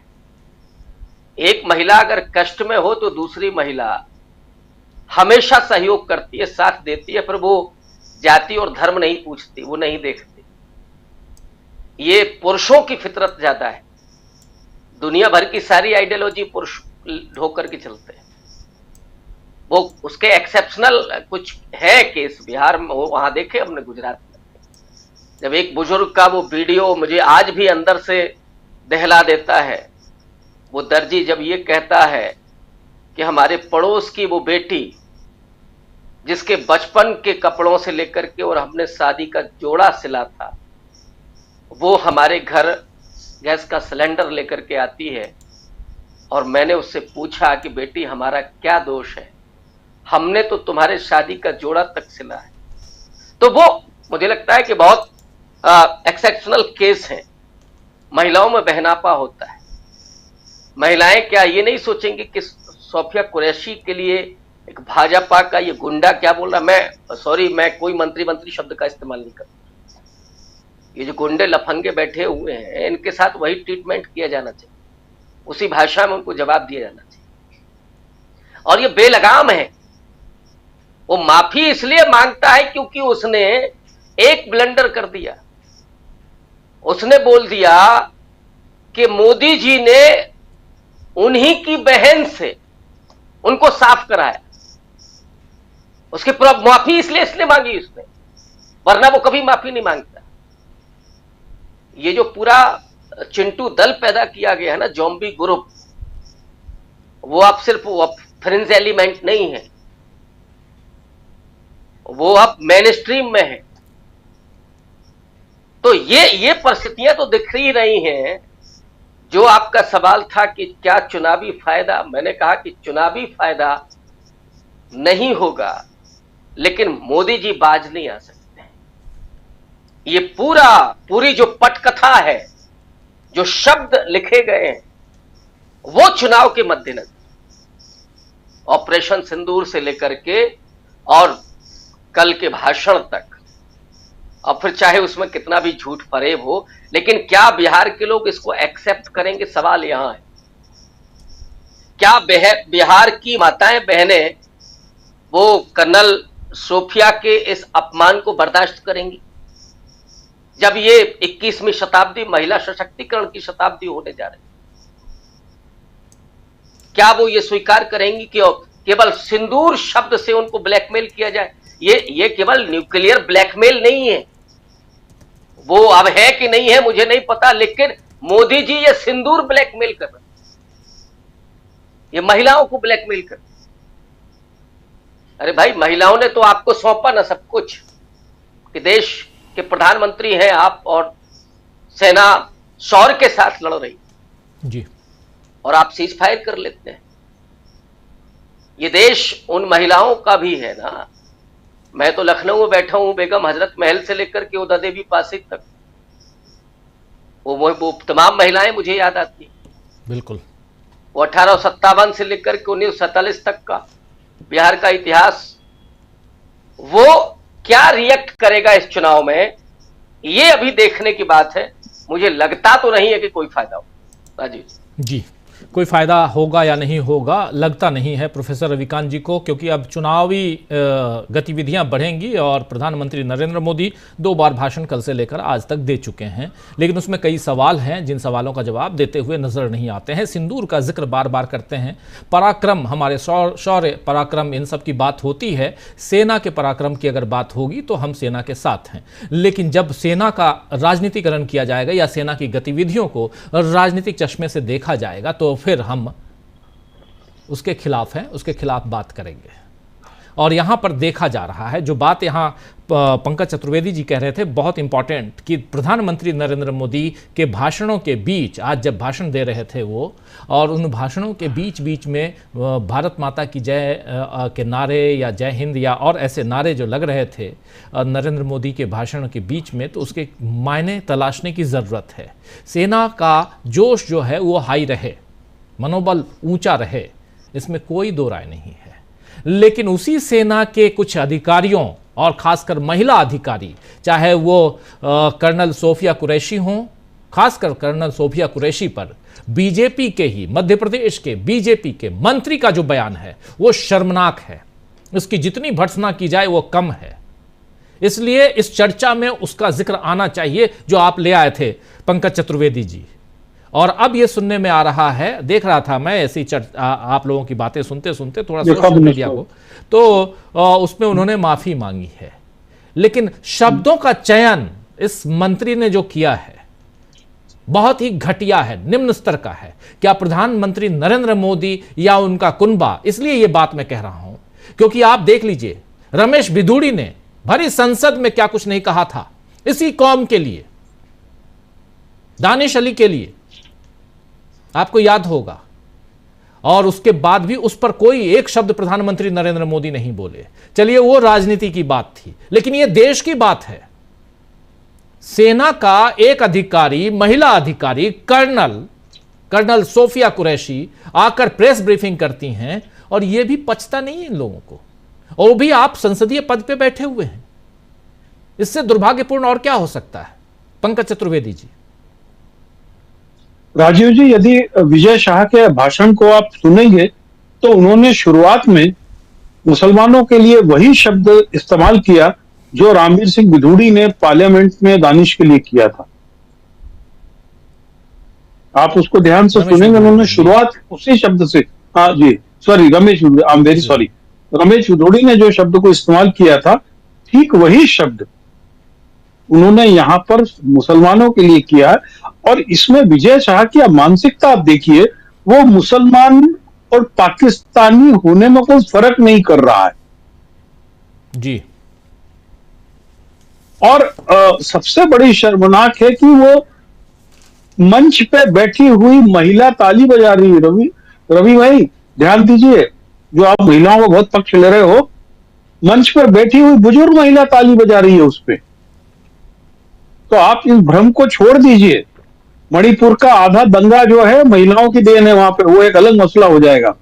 लेकिन हमने आदमियों के, औरतों के दिमाग को कितना जड़ कर दिया कि हम, भले ही वो कर्नल ना हो, भले ही वो एक आम आदमी हो, हमने मान लिया है कि वो मुसलमान है तो पाकिस्तान परस्त होगा ही होगा। और कह रहे मोदी जी कपड़े उतारने तो जाएंगे नहीं, तो उन्होंने उससे कपड़े उतरवा दिए। यदि आप व्यंजना में ना लें तो भी सोचो कि कितना न्यूनतम स्तर की बात हो रही है। और दूसरी चीज है कि इसके ऊपर बड़ा ध्यान से देखिए आप, कोई बड़ा पत्रकार, कोई बड़ा फिल्म अभिनेता, कोई बड़ा लेखक इस पे प्रतिकार सोशली नहीं कर रहा है। इतने लोगों के मुंह बंद हो गए। और अब आप देखिए कि हम कह रहे हैं कि हमारा जो युद्ध हुआ ही नहीं वो युद्ध विराम हो गया। तो वही 20 दिन हो गए, हमारा एक बीएसएफ का सिपाही पाकिस्तान के कब्जे में है, उसकी वापसी की क्यों बात नहीं की?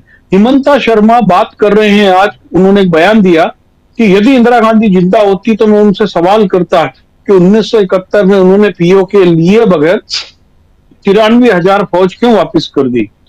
हिमंता शर्मा आज अपनी सरकार से सवाल नहीं कर रहे हैं कि हमने अपने 26 लोगों की पहलगांव में मृत्यु के बाद में पाकिस्तानी हमले में पुंछ में एक एडिशनल कलेक्टर के साथ में 15 लोग मरवा दिए,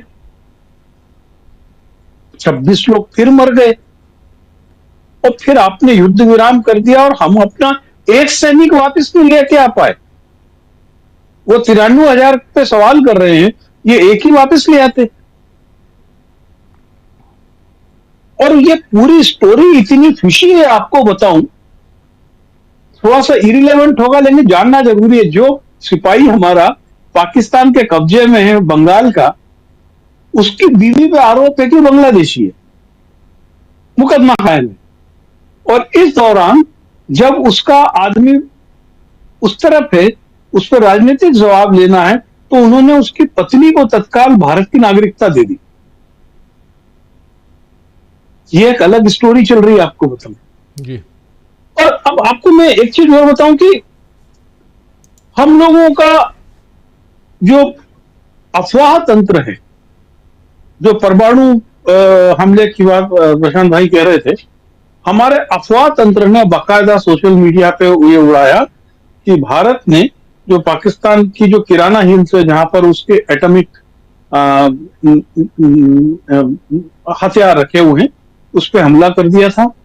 हमला होते से ही वहां पे परमाणु लीक हो गया, और जब लीक हो गया तब अमेरिका ने बोला नहीं नहीं युद्ध नहीं होना चाहिए, और अमेरिका की टीमें वहां पे भी उस लीकेज को ठीक कर रही। अब ये भी अफवाह उड़ाना शुरू कर दी। जो लोग सामान्य बुद्धि नहीं रखते हैं कि परमाणु जो बम है वो कोई ऐसा गोला नहीं है कि जिसमें आप कंकड़ मार दोगे तो वो पट जाएगा, या उसमें काड़ी लगा दो तो फटाक हो जाएगा। हमारे जितने रिएक्टर्स हैं जहां पे बिजली बनती है, वही रिएक्टर्स को आप कंफर्टेबली हथियार बनाने के लिए इस्तेमाल कर सकते हैं। तो ये आप देखिए, बड़ा प्यार से इन सबको जो हवा देने वाले लोग हैं ना, उसके अंदर बड़े नामचीन नाम हैं, बड़े पत्रकार हैं, बड़े बुद्धिजीवी हैं, लेकिन वो उतने ही बड़े हैं जितनी बड़ी नेकर की साइज होती है, कमर से घुटने तक की। इसीलिए वो अब इस चीज को उड़ा रहे कि जो युद्ध रुका है इसलिए रुका है कि अमेरिका को मालूम पड़ गया अरे परमाणु रेडिएशन शुरू हो रहा वाला है। परमाणु रेडिएशन रुकता है क्या? अभी हम चेरनोबिल में देख चुके थे, कहीं रुकते हैं भाई? तो ये जो पूरा गिरोह है उसने देश को भ्रम, झूठ और अफवाह के एक ऐसे दरिया में घुसेड़ दिया है जहां पर आपको अपने आप पे शक होने लगेगा किसी दिन। आप यदि ये चीज को अभी चर्चा कर लो तो आप किस किस की औलाद है वो सब आ जाएगा।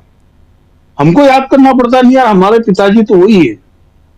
तो ये जो जॉम्बी बटालियन हमारे देश में समानांतर रूप से खड़ी कर दी, और दुर्भाग्य है कि वैचारिक लोग, बड़े लिखने वाले, कोई इसके ऊपर सोशल मीडिया पर, अखबारों में लिख नहीं रहे। और देखिए, इसका मूल जो मंतव्य है वो ये है कि नेहरू की सोच थी कि ये देश में वैज्ञानिक सोच पैदा करने वाली जनरेशन आए, और ये जो पूरी जनरेशन है वो चाहती कि वैज्ञानिक सोच की जगह हम भ्रम में, अंधविश्वास में और किसी चमत्कार में जिए। ये हर चमत्कारी पुरुष के रूप में ही ये खुद को स्थापित करते हैं, और इनके जो चेले चाटे हैं वो हर समय इनसे चमत्कार की उम्मीद करते हैं। इस बार चमत्कार की जगह 3 इडियट वाला चमत्कार हो गया है, तो वो अब इनको समझ में नहीं आ रहा है कि क्या किया जाए। पीओके तो आया ही नहीं। जी राजीव जी। जी बिल्कुल बिल्कुल, आप सही कह रहे हैं। और इस पर बहुत सारी बातें अभी और भी होंगी, लेकिन एक क्लोजिंग कमेंट चाहूँगा अनिल जी आपसे। बहुत कुछ और चर्चा में भी बहुत कुछ आना बाकी है। इस बीच अमृतसर को ब्लैकआउट 8 बजे रात के बाद से किया गया है, ये खबर भी है। अभी 8:33 देख रहा हूँ, 8:30 बजे कार्यक्रम ख़त्म करते हैं, लेकिन चूँकि इतनी गंभीर चर्चा हो रही है और आप लोगों की बातें सुनना भी ज़रूरी है। अनिल जी, क्या सचमुच अब राजनीति की तरफ हम इस तमाम मसले को देखेंगे, इसका राजनीतिकरण होते हुए देखेंगे, या ऑलरेडी हो गया है?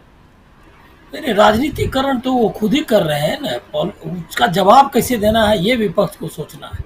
उन्होंने पूरा, देखिए अभी विपक्ष के साथ मैं इसलिए नाराज हूँ कि पहलगाम के मुद्दे को जिस तरह से ले गए, ये युद्ध में ले गए। सवाल देखिए क्या है कि सेना युद्ध में चली गई तो सेना का पराक्रम अलग मुद्दा है। सेना को युद्ध में ले जाने का जो डिसीजन होता है वो है पॉलिटिकल डिसीजन। तो क्यों आप ले गए युद्ध में, और ये जो है युद्ध, उससे क्या फायदा हुआ ये आपको बताएंगे या नहीं? आपके और 26 लोग जो कह रहे हैं, मेरे ध्यान में था कि 21, लेकिन अब तो 26 कह रहे हैं, वो तो 26 और लोग मारे गए। पूरा देश जो है कहीं ब्लैक आउट, कहीं इतने विमान, 15 हवाई अड्डे, मेरे ख्याल में 21 या 15 हवाई अड्डे ये हो गए, रोक दिए गए। कितनी फ्लाइट्स, सैकड़ों फ्लाइट्स जो है वो रुक गई, बिजनेस ठप हो गया, स्कूल कॉलेज बंद हुए, करने पड़े, और जो लोग हैं सीमा पर उसका हुआ। ये जो नुकसान कराया आपने, और उसके बाद जग हंसाई अलग से कि ट्रम्प आपका पंचायती कर रहा है, उसके बाद जो है सो क्या कहते हैं वो घोषणा कर रहा है आपके यहाँ से। और अब जो है हमारा जो विदेश सचिव है, विदेश सचिव कोई छोटा पद नहीं है, उसकी बेइज्जती करवा रहे हो आप ट्रोल आर्मी से। ये जो लंपट गिरोह की बात की पंकज जी, मैं इससे पूरी तरह सहमत हूँ। पॉलिटिक्स अब ये है कि ये लंपट गिरोह जो है पूरा जो कब्जा कर लिया है देश के मीडिया पर, देश के तंत्र पर, और जो सरकार में जिसकी दखल है उससे कैसे लड़ा जाए। और हमको लग रहा है कि उसमें कम पड़ा है, बल्कि वो स्लीपर सेल है ये में भी, कांग्रेस में भी। ये थरूर और जो मनीष तिवारी जैसा है वो उसको डिफेंड कर रहा है। सवाल पहले तो उठता है कि युद्ध में ले क्यों गए। अच्छा, ये एक लोकतांत्रिक देश में ये चर्चा होनी ही चाहिए कि युद्ध में हम क्यों गए। और ये हम लोग तो लोकतंत्र वगैरह, हम लोग को लग रहा है कि आइडिया ही खत्म हो गया है लोकतंत्र का। उसके बाद जो है वो आदमी प्रधानमंत्री प्रेस कॉन्फ्रेंस करने के बदले और ये क्या कहते हैं सर्वदलीय बैठक में नहीं जाता है, और उसका जो अपीयर होता है वहाँ कहता है घुस कर मारूंगा। अरे ये कोई सच में कहा बेगूसराय का भाषण है। मैं आपको बताता हूँ, मैं बेगूसराय जिले से ही हूँ, मतलब वहाँ से 30 किलोमीटर भी नहीं है शहर से, वहाँ मेरा गांव। वो जो है आपको वहाँ भी ऐसा कोई, आपको जो चुनाव लड़ने वाला है एमएलए वाला भी, वो इस तरह का भाषण नहीं देगा। उसके भी भाषण आप सुनेंगे तो आपको पता चलेगा कि वो कितना प्रबुद्ध है। आपको बस आगे कहने की जरूरत नहीं है। ये जो है आप किस तरह का कर रहे हैं भाई। और युद्ध में क्यों गए, युद्ध से क्या हासिल हुआ, ट्रंप ने क्यों जो है घोषणा की, तीसरा पूरा इंटरनेशनलाइज कर दिया आपने इशू को। ये सारे सवाल उठते हैं। दूसरा सवाल ये उठता है कि ये जो मीडिया है इसको क्यों नहीं देशद्रोह का मुकदमे इस पर चलाया जाए, जो कि चलाया इसने। जो हमारा स्टेटेड पोजीशन था कि हम सीमा से पार नहीं जा रहे हैं, हम जो है नॉन एस्केलेटरी ये क्या कहते हैं स्ट्राइक की है हमने, हमारा युद्ध नहीं हुआ है। उसके बाद वो कह रहा है कि इस्लामाबाद कब्जा कर लिया, लाहौर जो ध्वस्त कर दिया, कराची। जो युद्ध नहीं लड़ा गया वो युद्ध बता रहा है उस पर, और वो स्टेटेड पोजीशन नहीं है हमारी आर्मी का, उस पर क्या मुकदमा नहीं चलना चाहिए उनके जो है। और उसके बाद आपने देखा ही कि ईरान के जो ये राजदूत, ईरान ने किस तरह से ये जो गौरव आर्या जो मेजर जनरल है उन पर, उनके कारण जो हुआ है एक रिलेशनशिप खराब हुआ, ये सब पर कार्रवाई क्यों नहीं हुई और क्यों नहीं होनी चाहिए। और पहलगाम पर सबसे पहले कि पहलगाम की रिस्पॉन्सिबिलिटी कौन लेगा, उसी से बचने के लिए अमित शाह का रिजिग्नेशन मांगना चाहिए। उस रिजिग्नेशन से बचने के लिए आपने युद्ध करवा दिया, क्योंकि सबसे पहले तो घुसी कैसे आतंकवादी घुस करके उन्होंने मारा, सुरक्षा क्यों नहीं थी, इंटेलिजेंस रिपोर्ट्स क्या था, वो सारा ढकने के लिए, और अब आगे ढक रहे हैं। तो ये जो है पॉलिटिकल इशू है, कर दिया उन्होंने, सारा पॉलिटिक्स ही था उसमें। कोई देश राष्ट्र का इतना बड़ा नुकसान पहुंचाया 50 साल तक कि शिमला एग्रीमेंट के बाद, शिमला एग्रीमेंट इसीलिए हुआ था जी, जिसमें कोई जो है क्या कहते हैं तीसरा पक्ष नहीं होगा, ये करवाया था। वो जो है इंदिरा गांधी को मतलब कि समझिए कि उनका यही फोकस था कि जो 65 में भी हम नहीं कर पाए थे तीसरे पक्ष वाली बात, वो उन्होंने करवा दिया कि कश्मीर समस्या समेत कोई भी समस्या पर हमारी बायलैटरल बातचीत होगी। वो एग्रीमेंट करा लिया था, वो एग्रीमेंट को ध्वस्त करा लिया इन्होंने। वो तो वो बोल ही रहा है कि हमने सस्पेंड कर दिया शिमला समझौता, तो आपने उसको आज़ाद भी कर दिया। उसका आप माइलेज कितना लिया, अब वो कह रहा है, आप बोल रहे हैं कि वो का हम घुस के मारेंगे, अब वो जो बता रहा है कि देखिए कितना इरेस्पॉन्सिबल, वो जो है एक आतंकवाद का समर्थन करने वाला देश की इमेज थी, वो इमेज से वो बाहर आ रहा है और हम जो है इजराइल वाली इमेज में जा रहे हैं। हमारा पूरे अंतर्राष्ट्रीय छवि खराब कर दी। ये सारे सवाल उनसे किए जाने चाहिए और इसमें डरना नहीं चाहिए कि युद्ध जो है क्यों कराया। सेना बाद में आती है, पहला है पॉलिटिकल डिसीजन। और ये लोकतंत्र, दिक्कत क्या है कि हम लोग जो लोकतंत्र के पैरामीटर्स हैं उसको भूल गए। दूसरा ये है कि पाकिस्तान के नागरिकों, पाकिस्तान के साथ हमारा ये रिश्ता, अगर यही रिश्ता रहा, ये करेंगे यही कि पाकिस्तान और हिंदू मुसलमान करते हुए आगे निकल जाएंगे। इससे हमारा कितना नुकसान हो रहा है, आतंकवाद का कभी खात्मा नहीं हो सकता। हमको इसकी वकालत करनी चाहिए कि पाकिस्तान से बातचीत होनी चाहिए। अब तो युद्ध खत्म हो गया है, हम तो ये कह सकते हैं, और ये रिश्ते सुधरने चाहिए। अब इसमें ये जो है जो पाकिस्तान करने से इनके ही लाइन पर चलना नहीं चाहिए। ये हिम्मत हम लोगों को दिखानी पड़ेगी कि ये पूरा जो बांग्लादेश, पाकिस्तान, श्रीलंका सबके साथ मिलकर जो सार्क वाला जो हमारा ये था क्या कहते हैं उसको रिवाइव करना चाहिए। नेपाल सबसे रिश्ते हमारे होने चाहिए। और ये दादागिरी घुस के मारूंगा, कोई मोहल्ले की राजनीति नहीं। वो ट्रंप भी ये शब्द इस्तेमाल नहीं, वो कहता हमने युद्ध नहीं करना है, जबकि उसके पास सबसे ज़्यादा ताकत है और कभी भी पनिश करता है बाकायदा। अभी भी 2-3 हमले किए उसने वहाँ क्या कहते हैं सोमालिया और ये के पे कर ही रहा है लगातार हुती पे, लेकिन वो कहता नहीं है। आप जो है जो लोग पैरामीटर सबसे है क्या कि जो आइडियोलॉजिकल पोजीशन है भाई इंडियन गवर्नमेंट की, वो लोकतंत्र के खिलाफ है, वो जो है अंतर्राष्ट्रीय शांति और इसके खिलाफ है। आइडियोलॉजिकल चेंज की जरूरत है, वो बोल नहीं रहे हैं। तो कह रहे हैं देखिए बुद्ध पूर्णिमा पर आदमी, कोई भारत का प्रधानमंत्री बोलेगा कि बुद्ध की बात तो ठीक है शांति, लेकिन शक्ति भी चाहिए। अरे ये बुद्ध पूर्णिमा के दिन ये बात करने की थी, उस दिन हमको सीधे सीधे अहिंसा और शांति के बारे में बात करनी थी। यही हमारा अंतर्राष्ट्रीय पोजीशन होना चाहिए था। आइडियोलॉजिकल प्रॉब्लम है हिंदू। और एक घोषणा लास्ट में करिए कि हिंदुत्व की ताकतों को देश संभालने की ताकत नहीं है उसमें। ये जो है ये कांग्रेस को बताना चाहिए कि ये जो है ये गिरा खत्म कर देंगे पूरा मुल्क को बचाने का आंदोलन हम होना चाहिए।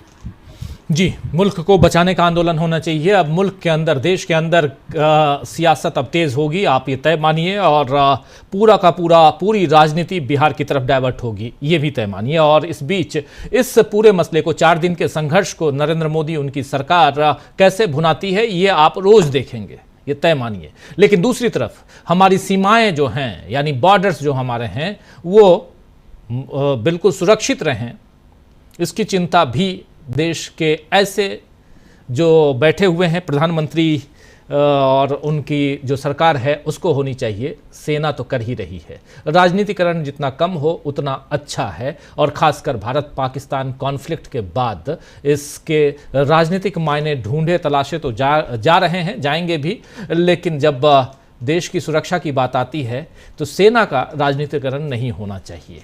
हम देश के साथ हैं, हम भी राष्ट्रभक्त हैं, लेकिन कर्नल सोफिया कुरैशी के साथ जो कुछ हुआ, जो बोला गया, अब भले माफ़ी मांगिए। अब वो साहब कह रहे हैं, जल्दी से सुना देता हूं कि कर्नल सोफिया कुरैशी मेरे लिए सगी बहन से भी बढ़कर हैं, जिन्होंने उनसे बदला लिया। मेरी न तो इच्छा थी और न ही इच्छा किसी को दुख पहुंचाने की थी। अगर किसी को मेरी बात बुरी लगी हो तो मैं तहे दिल से माफ़ी मांगता हूं। सब कुछ तो कह दिए, वीडियो आपने प्रचारित करवा दिया, उसके बाद से माफ़ी मांग लिए, कौन सुना? यही है एक चरित्र जो है, चाल चरित्र और चेहरा, वो सब कुछ समझ में आता है। प्रशांत जी जल्दी से जी। यही राजीव जी जो आपने कहा कि ये रणनीति है, और ये बीजेपी की आधिकारिक रणनीति है कि किसी टुच्चे किस्म के छोटे मोटे नेता से इस तरीके का बयान दिलवा दो, आईटी सेल के और ये ट्रोल्स को एक्टिवेट कर दो, फिर माफी मंगवा दो जी। क्या बीजेपी के किसी बड़े नेता का बयान आया या इस प्रवक्ता का बयान आया कि इनकी निजी राय है? हम इनसे बीजेपी का आधिकारिक नहीं है। अगर बीजेपी का आधिकारिक इस पे बयान नहीं आया है और एक मंत्री स्तर का आदमी कह रहा है, तो मैं तो मानूंगा कि बीजेपी की आधिकारिक पोजीशन है। बिल्कुल बिल्कुल। उसके डिनाई से क्यों मानूं? बीजेपी ने डिनाई किया इसको? उसका जो बॉस है मुख्यमंत्री, उसने डिनाई किया? नहीं किया। राजीव जी, कल आपका कोई रिपोर्टर करेगा तो जवाबदेही आपकी, उस रिपोर्टर की नहीं है। बिल्कुल। तो जब तक वो नहीं होता, सारे नोटिसेस मेरे नाम से ही आते हैं। सारे नोटिसेस मेरे नाम से आते हैं। फिर तो बीजेपी का अध्यक्ष है, प्रधानमंत्री हैं, मुख्यमंत्री हैं, उनका स्टैंड क्या है इस बयान पे? अगर उनका स्टैंड नहीं है तो मानूंगा कि बीजेपी का आधिकारिक बयान है। बिल्कुल बिल्कुल, वही बात है, यही सियासत है, और इसी की तलाश लगातार होती रहती है। ये गंदी राजनीति है, ये स्पेशली कोटेड गंदी राजनीति है दोस्तों। इससे बचने की जरूरत है, इस देश को बचाने की जरूरत है इस गंदी राजनीति से, वरना देश किस दिशा में जा रहा है आप सब अच्छी तरह से जानते हैं। चलिए, इस कार्यक्रम को यहीं समाप्त करने की इजाजत चाहता हूं। बहुत बहुत शुक्रिया अनिल जी आपका, पंकज जी आपका, बहुत बहुत शुक्रिया प्रोफेसर रविकांत जी, प्रशांत टंडन जी, अमलेंदु उपाध्याय जी, आप सबका बहुत शुक्रिया, बहुत धन्यवाद। आप तमाम साथियों, आप सबका भी बहुत बहुत